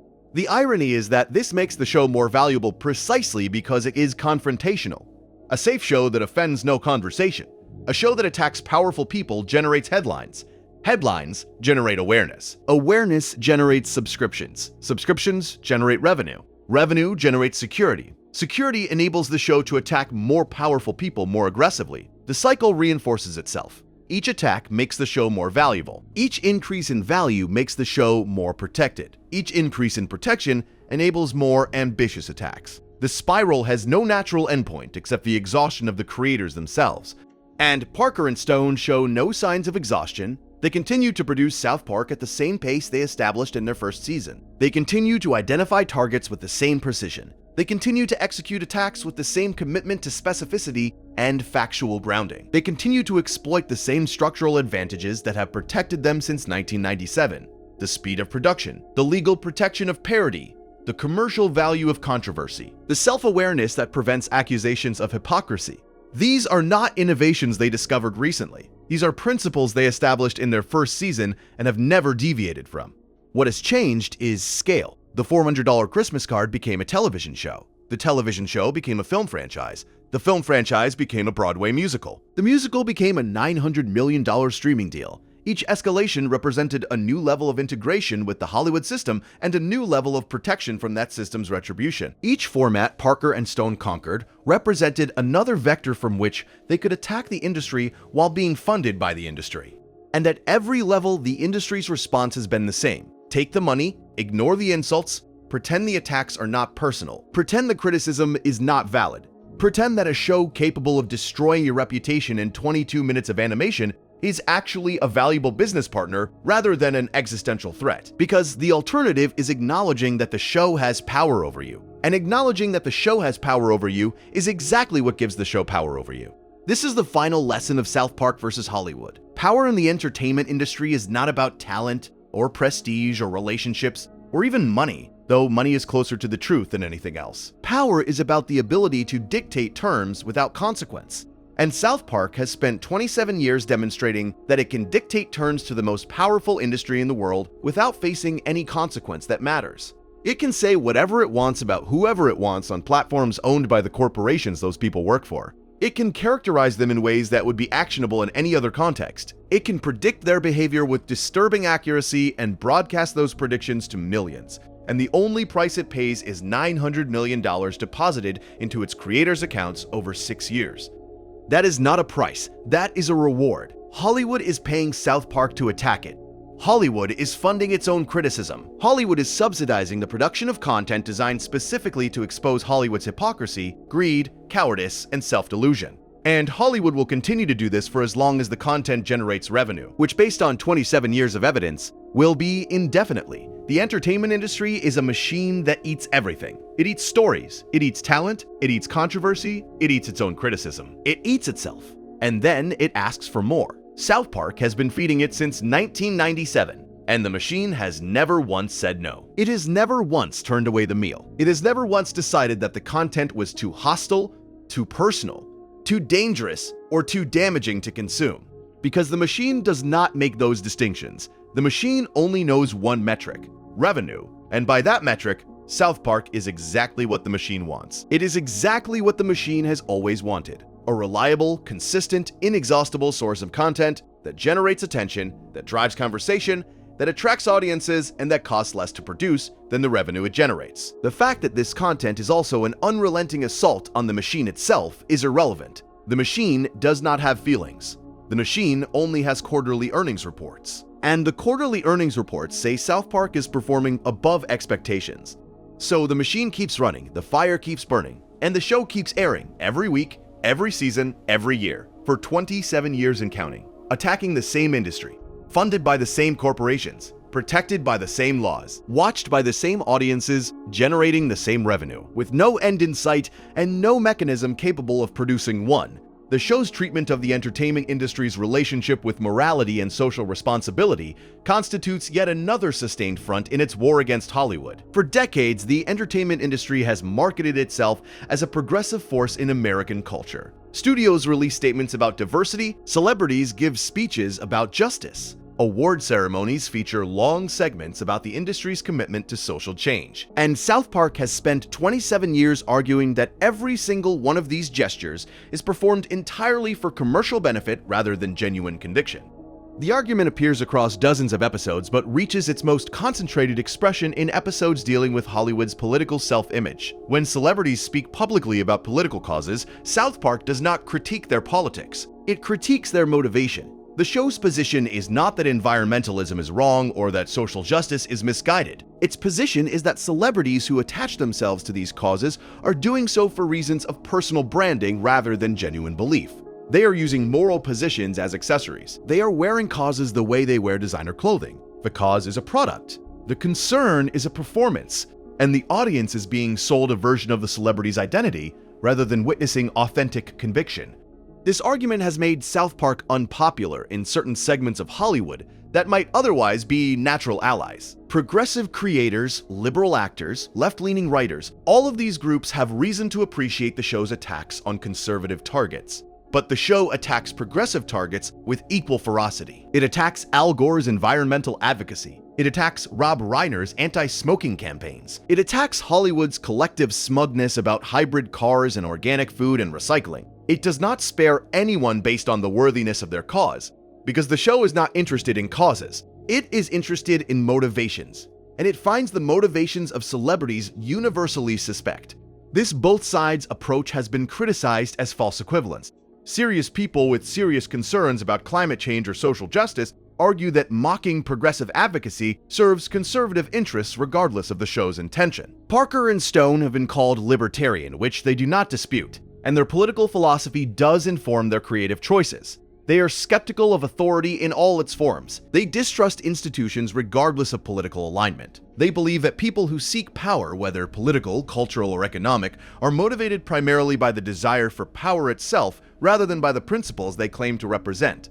This philosophical position makes them uniquely suited to satire and uniquely unsuited to advocacy. South Park will never take a public stand on a political issue, because taking a stand requires believing that the people on your side are motivated by something other than self-interest. And South Park does not believe that about anyone. It believes all public figures are performing, all causes are brands, all speeches are marketing, all concern is strategic. This comprehensive cynicism is both the show's greatest strength as satire and its most significant limitation as social commentary. It can identify hypocrisy with extraordinary precision, but it cannot imagine sincerity, because imagining sincerity would require it to take sides, and taking sides would undermine its ability to attack everyone with equal credibility. Hollywood, for its part, has largely accepted this dynamic. The industry does not fight South Park's characterization of its motivations, because the characterization is not entirely wrong. Every person in Hollywood knows that virtue signaling exists alongside genuine conviction. Every publicist knows that cause marketing is a strategy. Every executive knows that corporate social responsibility statements are drafted by the same communications teams that draft product launches. South Park says the quiet part loud. And the industry, which already knows the quiet part, has decided that the loudness is not worth fighting over as long as the show continues to perform commercially. The show's specific encounters with the machinery of Hollywood production, beyond its own production process, have generated some of its most incisive commentary. When Parker and Stone interacted with the MPAA during Team America, they were not merely trying to get a film rated. They were documenting a system. The MPAA's rating process is opaque by design. The board does not publish clear standards. It does not explain precisely why a scene receives a particular rating. It does not provide specific instructions for what changes would result in a different classification. Filmmakers submit their work and receive a verdict with minimal explanation. They then recut and resubmit. The process repeats until either the board is satisfied or the filmmaker accepts the given rating. Parker described this process as fundamentally arbitrary. The same board that accepted graphic puppet violence without comment required 9 separate submissions to approve a sex scene between puppets. The implication was clear. The board's standards are not about protecting audiences from harmful content. They are about enforcing a particular value system that considers sexuality more dangerous than violence, that prioritizes the suppression of one category of human experience over another for reasons that have nothing to do with actual audience harm and everything to do with institutional comfort. This experience directly informed how South Park approaches its own content decisions. The show operates on cable television, where MPAA ratings do not apply, but it operates within a network that has its own standards and practices department, its own internal limits, and its own corporate sensitivity to advertiser pressure. Every episode of South Park represents a negotiation between what the creators want to include and what the network will tolerate. And over 27 years, the creators have systematically expanded what the network will tolerate by consistently pushing against boundaries and demonstrating that audience and revenue do not decline when those boundaries are crossed. The result is a show that has progressively more freedom than any other program on its network, or arguably on any network in American television. South Park can include content in 2025 that would have been unthinkable in 1997. The same network that was nervous about Mecha Streisand in its first season now routinely airs episodes containing content that would shock audiences from 20 years ago. The boundaries have not been erased, they have been moved. Gradually, episode by episode, season by season, the show has trained its own network to accept an ever-expanding range of content. This training process is itself a form of victory over Hollywood's institutional conservatism. Networks are by nature risk-averse. They prefer content that fits established patterns. They prefer predictability. They prefer to know in advance what controversies an episode might generate so they can prepare responses. South Park gives them none of this comfort. The 6-day production cycle means the network often does not see final content until very close to air date. The show's refusal to temper its attacks means the network cannot predict which powerful figure might be offended by any given episode. The network has had to accept a permanent state of uncertainty about what its most valuable show will do next. And it has accepted that uncertainty because the alternative is losing the show, because no amount of institutional discomfort is worth $900 million. Because the network's standards and practices team can recommend changes, but the creators have sufficient commercial leverage to reject those recommendations when they choose to. The power dynamic that was inverted from the very beginning, when the Christmas card arrived at Comedy Central already popular and already fully formed, has only become more extreme over time. The creators now have more power over the network than the network has over the creators. This is not normal in television. It is not how the industry is supposed to work. But it is how this particular show works, and it has worked this way for so long that it has become its own kind of normal within the specific world of South Park production.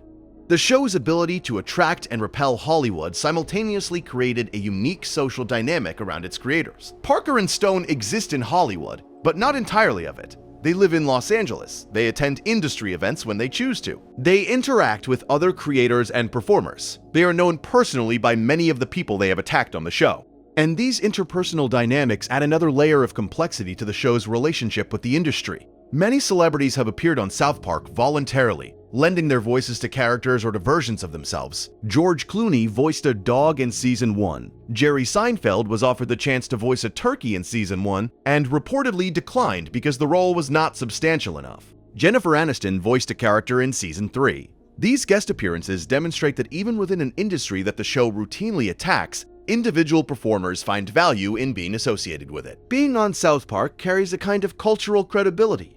It suggests you are in on the joke. It suggests you have the self-awareness to laugh at yourself and at the industry you participate in. But this willingness to participate does not purchase immunity from future attacks. Clooney appeared in Season 1 and was mocked in Season 10. The show does not maintain a loyalty list. It does not exempt previous collaborators from future satire. This is crucial to its credibility. If the show protected its friends, it would undermine its central claim of indiscriminate attack. The audience needs to believe that no one is safe. If Jennifer Aniston appears on the show in Season 3 and is then never mocked in any subsequent episode, the audience might conclude that participation buys protection. This would destroy the show's value as satire, so the show maintains its policy of universal vulnerability regardless of personal relationships. The economic structure that supports this approach has evolved significantly over the show's lifetime. In its early seasons, South Park was funded primarily through advertising revenue on Comedy Central and through merchandise licensing. These revenue streams were substantial, but came with corresponding vulnerability. If advertisers pulled their spending due to controversial content, the show's financial position could be threatened. If merchandise partners decided the brand was too controversial, licensing revenue could decline. Over time, the show's revenue model shifted towards structures that are less vulnerable to individual pressure campaigns. Streaming rights, long-term distribution deals, and the Paramount Plus exclusive specials generate revenue through subscriber metrics and contractual obligations rather than through per-episode advertising buys. This structural shift has further insulated the show from economic pressure. An advertiser can refuse to buy time during a specific episode, but a streaming platform cannot refuse to air content that it has already paid $900 million to receive. The contractual structure makes censorship economically irrational at a scale that advertising-dependent models could not match. This evolution mirrors the broader transformation of the television industry from advertising-dependent to subscription-dependent revenue models. But South Park was ahead of this curve, as it is ahead of most entertainment industry curves. The show secured its long-term streaming deal before many other legacy programs had begun their transitions to streaming platforms. Parker and Stone, who built their career on speed of response, were also fast in recognizing that the streaming model offered superior protection against the kind of advertiser-driven censorship that had been the industry's primary mechanism for controlling content since the earliest days of broadcast television. The talent on both sides of the camera in Hollywood has always had a complex relationship with South Park's attacks. For every celebrity who was offended, there were others who found the treatment amusing or even flattering. Being mocked by South Park became, over time, a kind of status marker. If you were not important enough to mock, you were not important enough to matter. The show's attention became a form of validation even when that attention was hostile. This is the same dynamic that drives gossip magazines and entertainment journalism. Any coverage is better than no coverage. Being the subject of a South Park episode means you have entered the cultural conversation in a way that many celebrities actively desire. This creates a perverse incentive structure in which celebrities might unconsciously benefit from being attacked. The episode about Kanye West did not damage his career. If anything, it increased public awareness of him during a period when he was already one of the most famous musicians in the world. The episode about Paris Hilton did not diminish her public profile. It added another layer to her cultural presence. The episode about Jennifer Lopez did not harm her commercial viability. She continued to produce music, films, and cultural products with undiminished commercial success.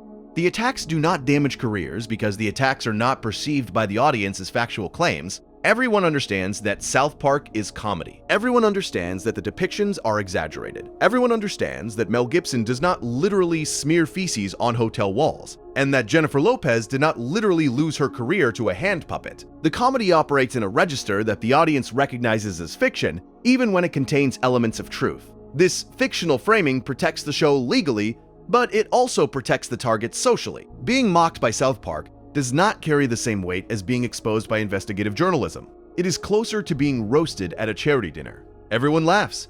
Everyone moves on. The power dynamics do not actually change, except that sometimes they do. Sometimes a South Park episode captures something so true about a public figure that it becomes permanently attached to their cultural image. The Kanye gayfish characterization persisted for years. The Tom Cruise closet metaphor persisted for years. These are cases where the comedy transcended its fictional framing and attached itself to the public understanding of a real person. In these cases, the show did something more than entertain. It shaped perception. It influenced how millions of people think about a real human being, and it did so without any accountability mechanism, without any requirement for accuracy, without any editorial oversight beyond its own creator's judgment.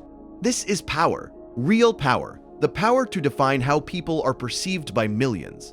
And South Park wields this power with a casualness that should probably be more alarming than it is. But it is not alarming because the show has normalized it over 27 years. The audience is accustomed to seeing real people depicted in extreme scenarios. The industry is accustomed to absorbing the resulting attention. The targets are accustomed to choosing silence as their survival strategy. Everyone has adapted to the system that South Park created.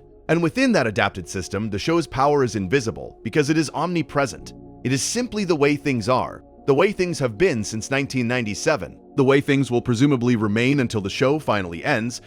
If the show ever ends, there is something remarkable about the persistence of this dynamic. 27 years of attacking Hollywood, 27 years of Hollywood absorbing those attacks, 27 years of the same cycle, the same targets, the same immunity, the same revenue. Nothing has fundamentally changed in the relationship since the first season. The scale has increased. The money has grown larger. The institutional protections have become more robust. But the basic mechanism the show attacks and the industry pays for the attacks has remained constant from 1997 to the present day. This constancy suggests that the dynamic is not a bug in the system that Hollywood will eventually fix. It is a permanent feature of how the American entertainment industry operates. The industry needs something to absorb its own self-criticism. It needs a designated voice that says the things everyone is thinking but nobody will say publicly. It needs a release valve for the pressure that builds when an entire industry knows it is built on exploitation and hypocrisy but cannot admit this publicly without damaging its own commercial interests. South Park is that release valve. It is the mechanism through which Hollywood processes its own guilt. The industry pays for the show the way a person pays for therapy, not to solve the problem, to manage the symptoms. And the therapy works. Hollywood continues to function. Celebrities continue to make films and appear on talk shows and give speeches about social justice. Corporations continue to sign deals and launch platforms and chase quarterly earnings targets. The machine continues to run. The fire continues to burn inside it, courtesy of South Park. And the burning does not stop the machine. It powers it. The criticism is fuel. The attacks are energy. The show that exists to destroy Hollywood's self-image is actually what allows Hollywood to maintain that self-image by providing a designated space where the truth can be spoken without requiring anyone to act on it. This is the deepest irony of all. South Park is not Hollywood's enemy. It is Hollywood's confession booth. The industry goes to South Park to admit what it cannot admit in public. And then it leaves the booth, says 3 Hail Marys in the form of diversity statements and social responsibility initiatives, and goes back to doing exactly what it was doing before. Nothing changes. Nothing is supposed to change. The show exists to articulate the problem, not to solve it. And the industry pays handsomely for this service. $900 million handsomely. Because articulating the problem without solving it is exactly what the industry needs. It needs to feel heard. It needs to feel that someone understands its contradictions. It does not need those contradictions resolved. Resolution would be far more expensive than $900 million. Resolution would cost the industry everything. And South Park, for all its apparent hostility, has never actually cost the industry anything at all. There is one more dimension of this story that deserves exploration before we reach the end. The question of legacy, of what South Park has done to the concept of celebrity itself over 3 decades of sustained attack. Before South Park, celebrities existed in a somewhat protected sphere of public discourse. The entertainment press was largely deferential. Talk shows were promotional vehicles. Magazine profiles were negotiated in advance with publicists who controlled access. The architecture of celebrity in the late 20th century was built on a foundation of managed access and controlled narrative. Celebrities appeared in public through carefully curated channels. They spoke through prepared statements. They interacted with media that needed their continued cooperation and therefore had incentive to treat them gently.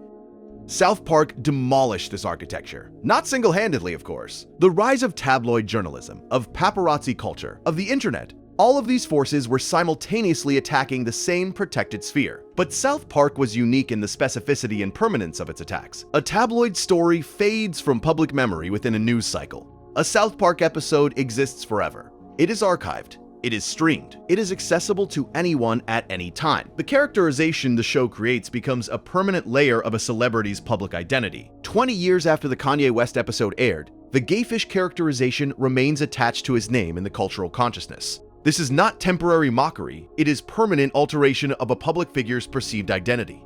The permanence matters because it changes the risk calculation for celebrities. Before the streaming era, a South Park episode aired once in prime time, was rerun a few times on the network, and then gradually faded from easy access. The damage was real, but time-limited. In the streaming era, every episode is always available. A teenager discovering South Park today will encounter the Tom Cruise closet episode with the same immediacy as a viewer who watched it live in 2005. The attack does not age. It does not fade. It exists in a perpetual present tense. That means the target is perpetually exposed. This permanence creates a new kind of power that did not exist in previous eras of media satire. Saturday Night Live sketches are funny for a week and then disappear into archives that most people never access. Late-night monologue jokes last one evening. Newspaper editorial cartoons survive the morning and are forgotten by afternoon. But South Park episodes survive forever. They are immediately accessible to anyone with a streaming subscription. They generate new audiences constantly. A child born in 2020 can discover the Phil Collins Oscar episode in 2035 and experience it with the same force as someone who watched it the week after the ceremony. The damage is perpetual. The mockery never stops being current because the medium never stops being accessible. This permanence may be the show's most significant contribution to the culture war between creators and celebrities. It has established that once you are mocked forever. There is no expiration date on a South Park episode. There is no statute of limitations on animated humiliation. The record is permanent. And the target has no mechanism for erasing the content from existence because the content is owned by a corporation that profits from its continued availability. This is, in a certain light, a terrifying development for anyone who exists in public life. The knowledge that anything you do or say might be permanently immortalized in an animated parody that will be available to every future generation creates a new kind of vulnerability for public figures. It adds a layer of consequence to public behavior that did not exist before South Park established the precedent. You are not merely being watched by the media of today. You are potentially being watched by a show that will turn your worst moment into a permanent animated artifact, available to audiences for decades. Whether this makes the world better or worse is a question the show does not ask and does not care about. South Park is not concerned with outcomes. It is concerned with observation. It watches. It records. It exaggerates. It broadcasts. It does not consider whether the broadcasts improve society or damage it. It does not consider whether permanent mockery of public figures constitutes a healthy form of accountability or a cruel form of entertainment. These are questions for ethicists and media critics. South Park is neither. It is a comedy show. And comedy shows are not responsible for the consequences of their comedy. At least, that is the position the show has maintained for 27 years. And the legal system, the corporate structure, and the commercial marketplace have all agreed. The entertainment industry as a whole has been permanently altered by South Park's existence. It is not the same industry it was before August 13, 1997. The relationship between creators and the corporations that fund them has been demonstrably changed by the precedent Parker and Stone established. Their success proved that a creator can be openly hostile to their own corporate parent and not only survive, but thrive. Their model demonstrated that artistic independence and commercial success are not mutually exclusive, that you do not have to choose between saying what you believe and making money. You can do both. You can attack the people who pay you and be paid more for attacking them. This precedent has influenced a generation of creators who grew up watching South Park and internalized its lessons about the relationship between creative independence and commercial leverage. The show taught an entire generation that the entertainment industry will accept anything if the numbers are good, that you do not need to be polite, that you do not need to be grateful, that you do not need to respect the institutions that fund your work, that you only need to be profitable. And if you are profitable enough, you can say whatever you want to whoever you want about whatever you want and face no consequences except a larger contract at the next negotiation. Whether this lesson is ultimately good for the entertainment industry is debatable. What is not debatable is that the lesson is true. South Park proved it is true over 27 years, and the proof is ongoing. Every new episode that airs without censorship, without lawsuit, without cancellation, without any consequence except continued payment, is additional evidence for the thesis. The entertainment industry will tolerate anything for money, anything, including a show that says on national television that the entertainment industry will tolerate anything for money. The serpent eats its own tail. The mirror reflects the mirror.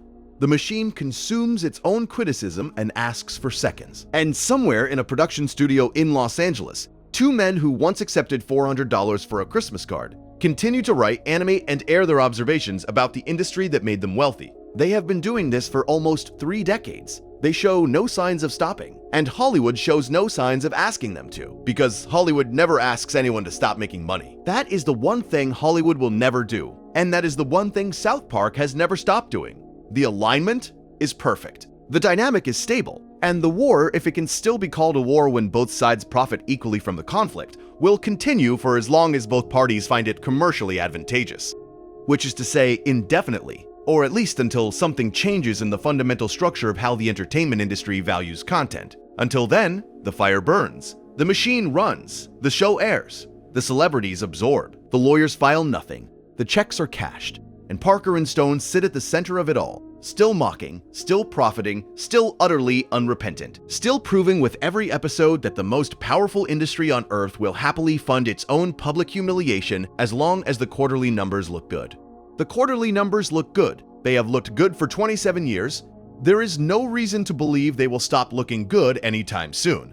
But the legacy question extends beyond what the show has done to individual celebrities. There is also the question of what South Park has done to Hollywood's relationship with its own product. The entertainment industry has traditionally maintained a boundary between the creation of content and the critique of content. Studios make films, critics review films. The two activities are understood as separate functions performed by separate classes of people within the cultural ecosystem. Creators create, critics critique. The boundary is maintained because it serves both parties. Creators benefit from a system where criticism comes from outside the production process. Critics benefit from a system where their independence is assumed. South Park obliterated this boundary. The show is simultaneously a creative product of the entertainment industry and a sustained critique of the entertainment industry. It is made by Hollywood and it criticizes Hollywood in the same breath. It does not separate creation from criticism. It performs both functions simultaneously, within the same 22-minute episodes, on the same networks funded by the same corporations. The boundary between creator and critic, which the industry maintained for decades, simply does not exist within the world of South Park.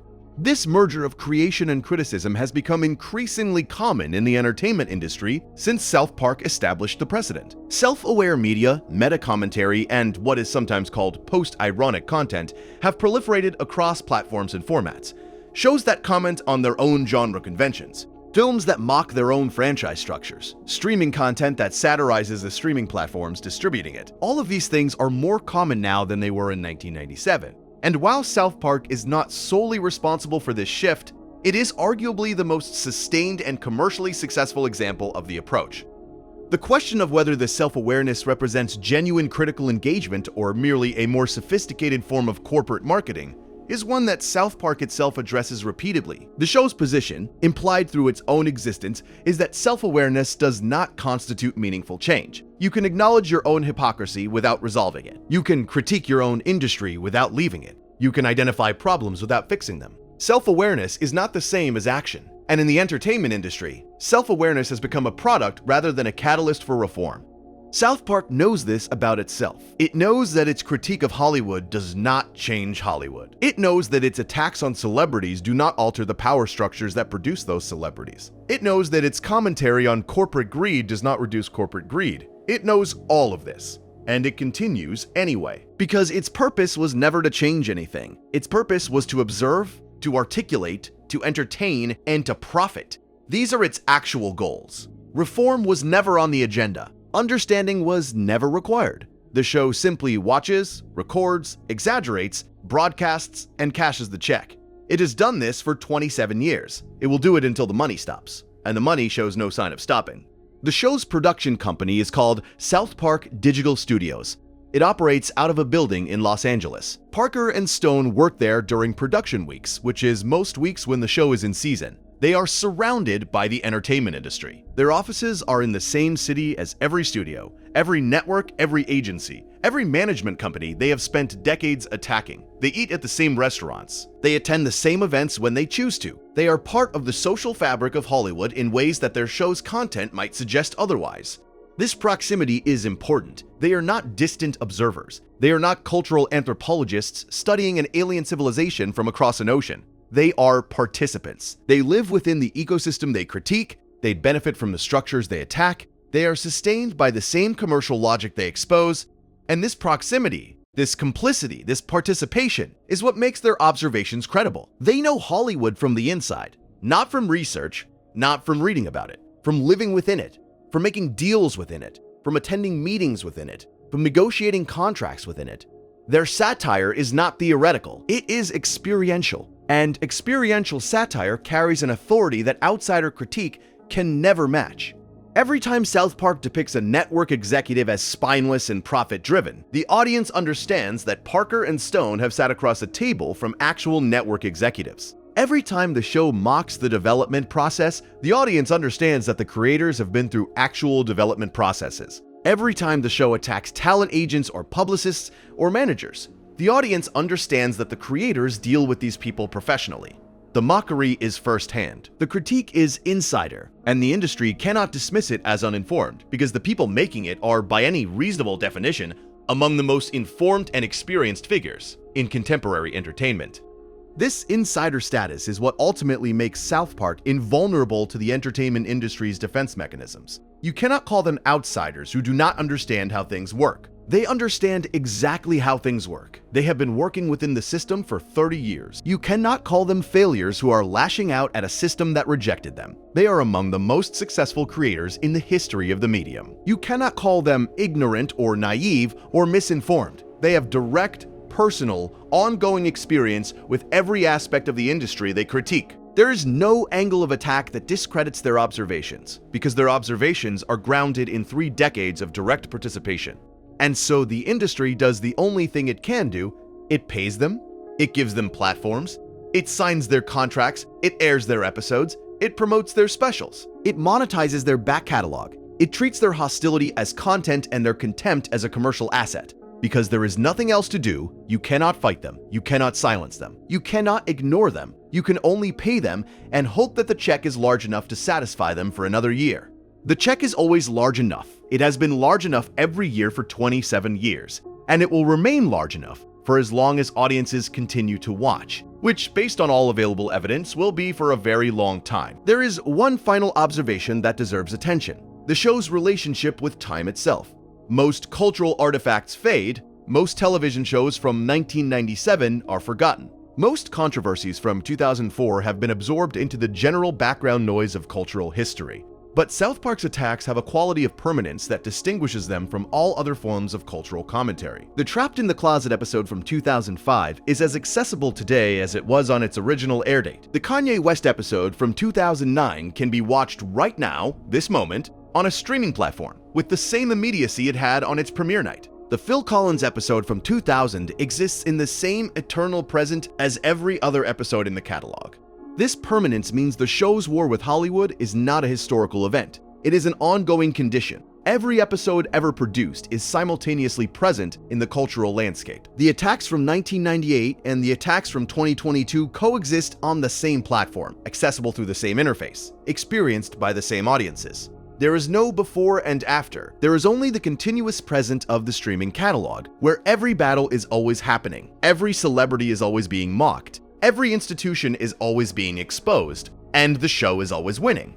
This temporal quality, the eternal present of the streaming archive, transforms what might otherwise be a series of discrete incidents into a single continuous statement. South Park's critique of Hollywood is not episodic. It is omnipresent. It exists as a permanent layer of commentary that overlays the entire history of the entertainment industry from 1997 onward. Every celebrity who has been active during those 27 years exists in 2 forms simultaneously: as themselves and as the version of themselves that South Park created. Both versions are equally accessible. Both versions compete for the audience's attention. And both versions will persist indefinitely, side by side, for as long as streaming platforms exist and the catalog remains available. This is not what the entertainment industry imagined when it signed that first deal with two unknown filmmakers from Colorado. It imagined a television show, something that would air, generate ratings, sell merchandise, and eventually be forgotten the way all television is eventually forgotten. What it got instead was a permanent record, an indelible archive of its own worst moments, preserved in animated form, accessible to every future generation, funded by the industry itself, and protected by the same legal structures the industry relies on for its own commercial activities. The industry created its own historian, and the historian is not kind, and the history cannot be revised, and the archive cannot be closed, and the record will persist for as long as people want to watch it, which is a very long time indeed. And perhaps that is the most fitting conclusion to draw from nearly 30 years of this extraordinary, profitable, and utterly unresolved conflict. South Park did not defeat Hollywood. It did not reform Hollywood. It did not shame Hollywood into changing its behavior. It simply made Hollywood pay to be insulted over and over, year after year, season after season, and it made the payments so attractive that Hollywood could not stop writing the checks even as the insults grew sharper and the amounts grew larger. $400 became $83 million in box office. $83 million became hundreds of millions in merchandise. Hundreds of millions became $600 million on Broadway. $600 million became $900 million in a single streaming deal. The trajectory is clear. The more aggressively the show attacks Hollywood, the more Hollywood pays for the privilege of being attacked. There is no equilibrium point where the attacks become too expensive or too damaging to sustain. Every escalation has been met with a larger financial reward. Every provocation has been answered with a bigger check. This is not what victory looks like in most conflicts. Most conflicts end with one side defeated and the other triumphant.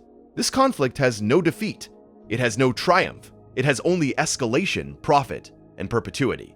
Both sides are winning. Both sides have been winning since 1997, and both sides will continue winning until one of them decides that winning is no longer enough. That day has not come in 27 years. There is no reason to believe it is coming anytime soon. Consider the full arc of what has happened. In 1995, two unknown filmmakers accepted $400 to make a Christmas card. In 2021, those same two filmmakers signed a deal worth $900 million with the corporate successor of the company that originally aired their show. Between those 2 points, they attacked hundreds of named celebrities by name on national television. They wore dresses to the Oscars on LSD. They made a puppet movie that required 9 NPAA submissions to avoid an NC-17 rating. They provoked the Church of Scientology into using a disabled man's name to issue a fraudulent resignation statement.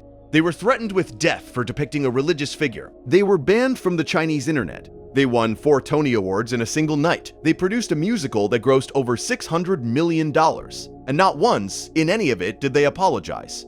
Not once did they retract. Not once did they soften or moderate or express regret for any individual attack on any individual person.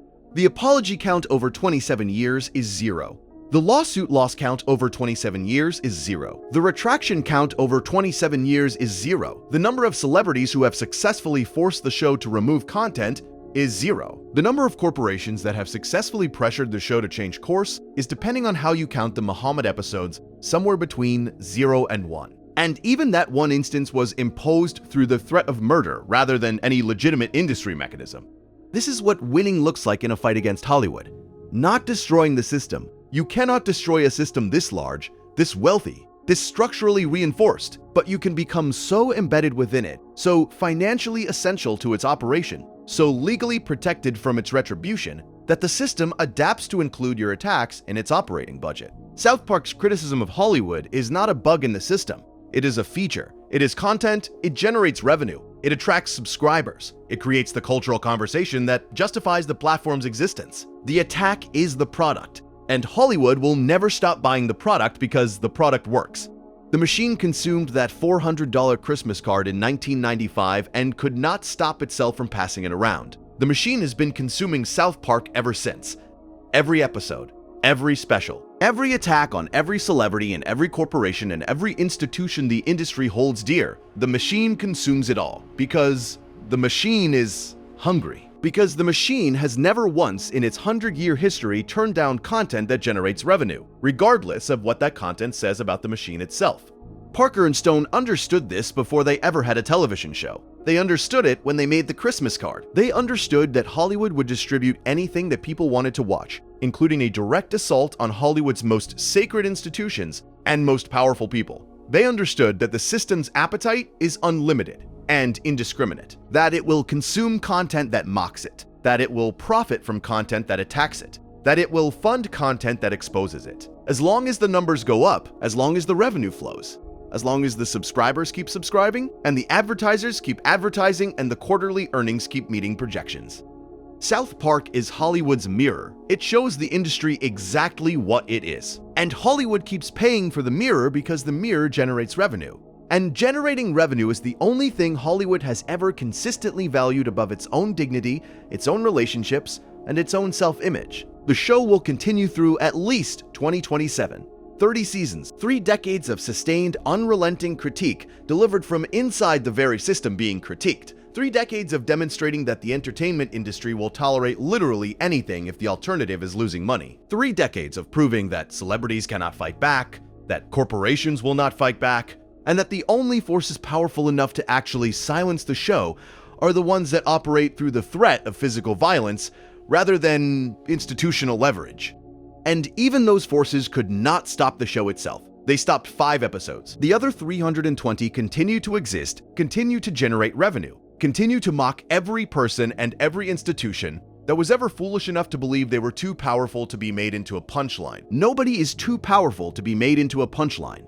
That is the lesson. That is the only lesson South Park has ever taught, and it has been teaching it profitably and mercilessly to every person in Hollywood who is willing to listen and to every person in Hollywood who is not for nearly 30 years. Remember that Christmas card, $400, 5 minutes of construction paper animation, a piece of media so compelling that an entire industry could not stop passing it around even though it was mocking them while they did it. That tape was a proof of concept, not for a television show, for a principle. The principle that Hollywood will distribute its own criticism as long as that criticism is entertaining enough to justify the distribution. That principle has held for 30 years. It shows no sign of weakening, and Parker and Stone show no sign of testing its limits any less aggressively than they did in December of 1995, when they cashed a $400 check and set the entire machine on fire from the inside. The fire is still burning. The machine is still running. Both things are true at the same time. And both things will remain true for as long as the quarterly numbers hold. Which is to say, probably forever. Or at least until something finally comes along that Hollywood values more than money. Do not hold your breath waiting for that. If you made it this far, subscribing means a great deal. Thank you for staying. Sleep well. I will see you in the next one.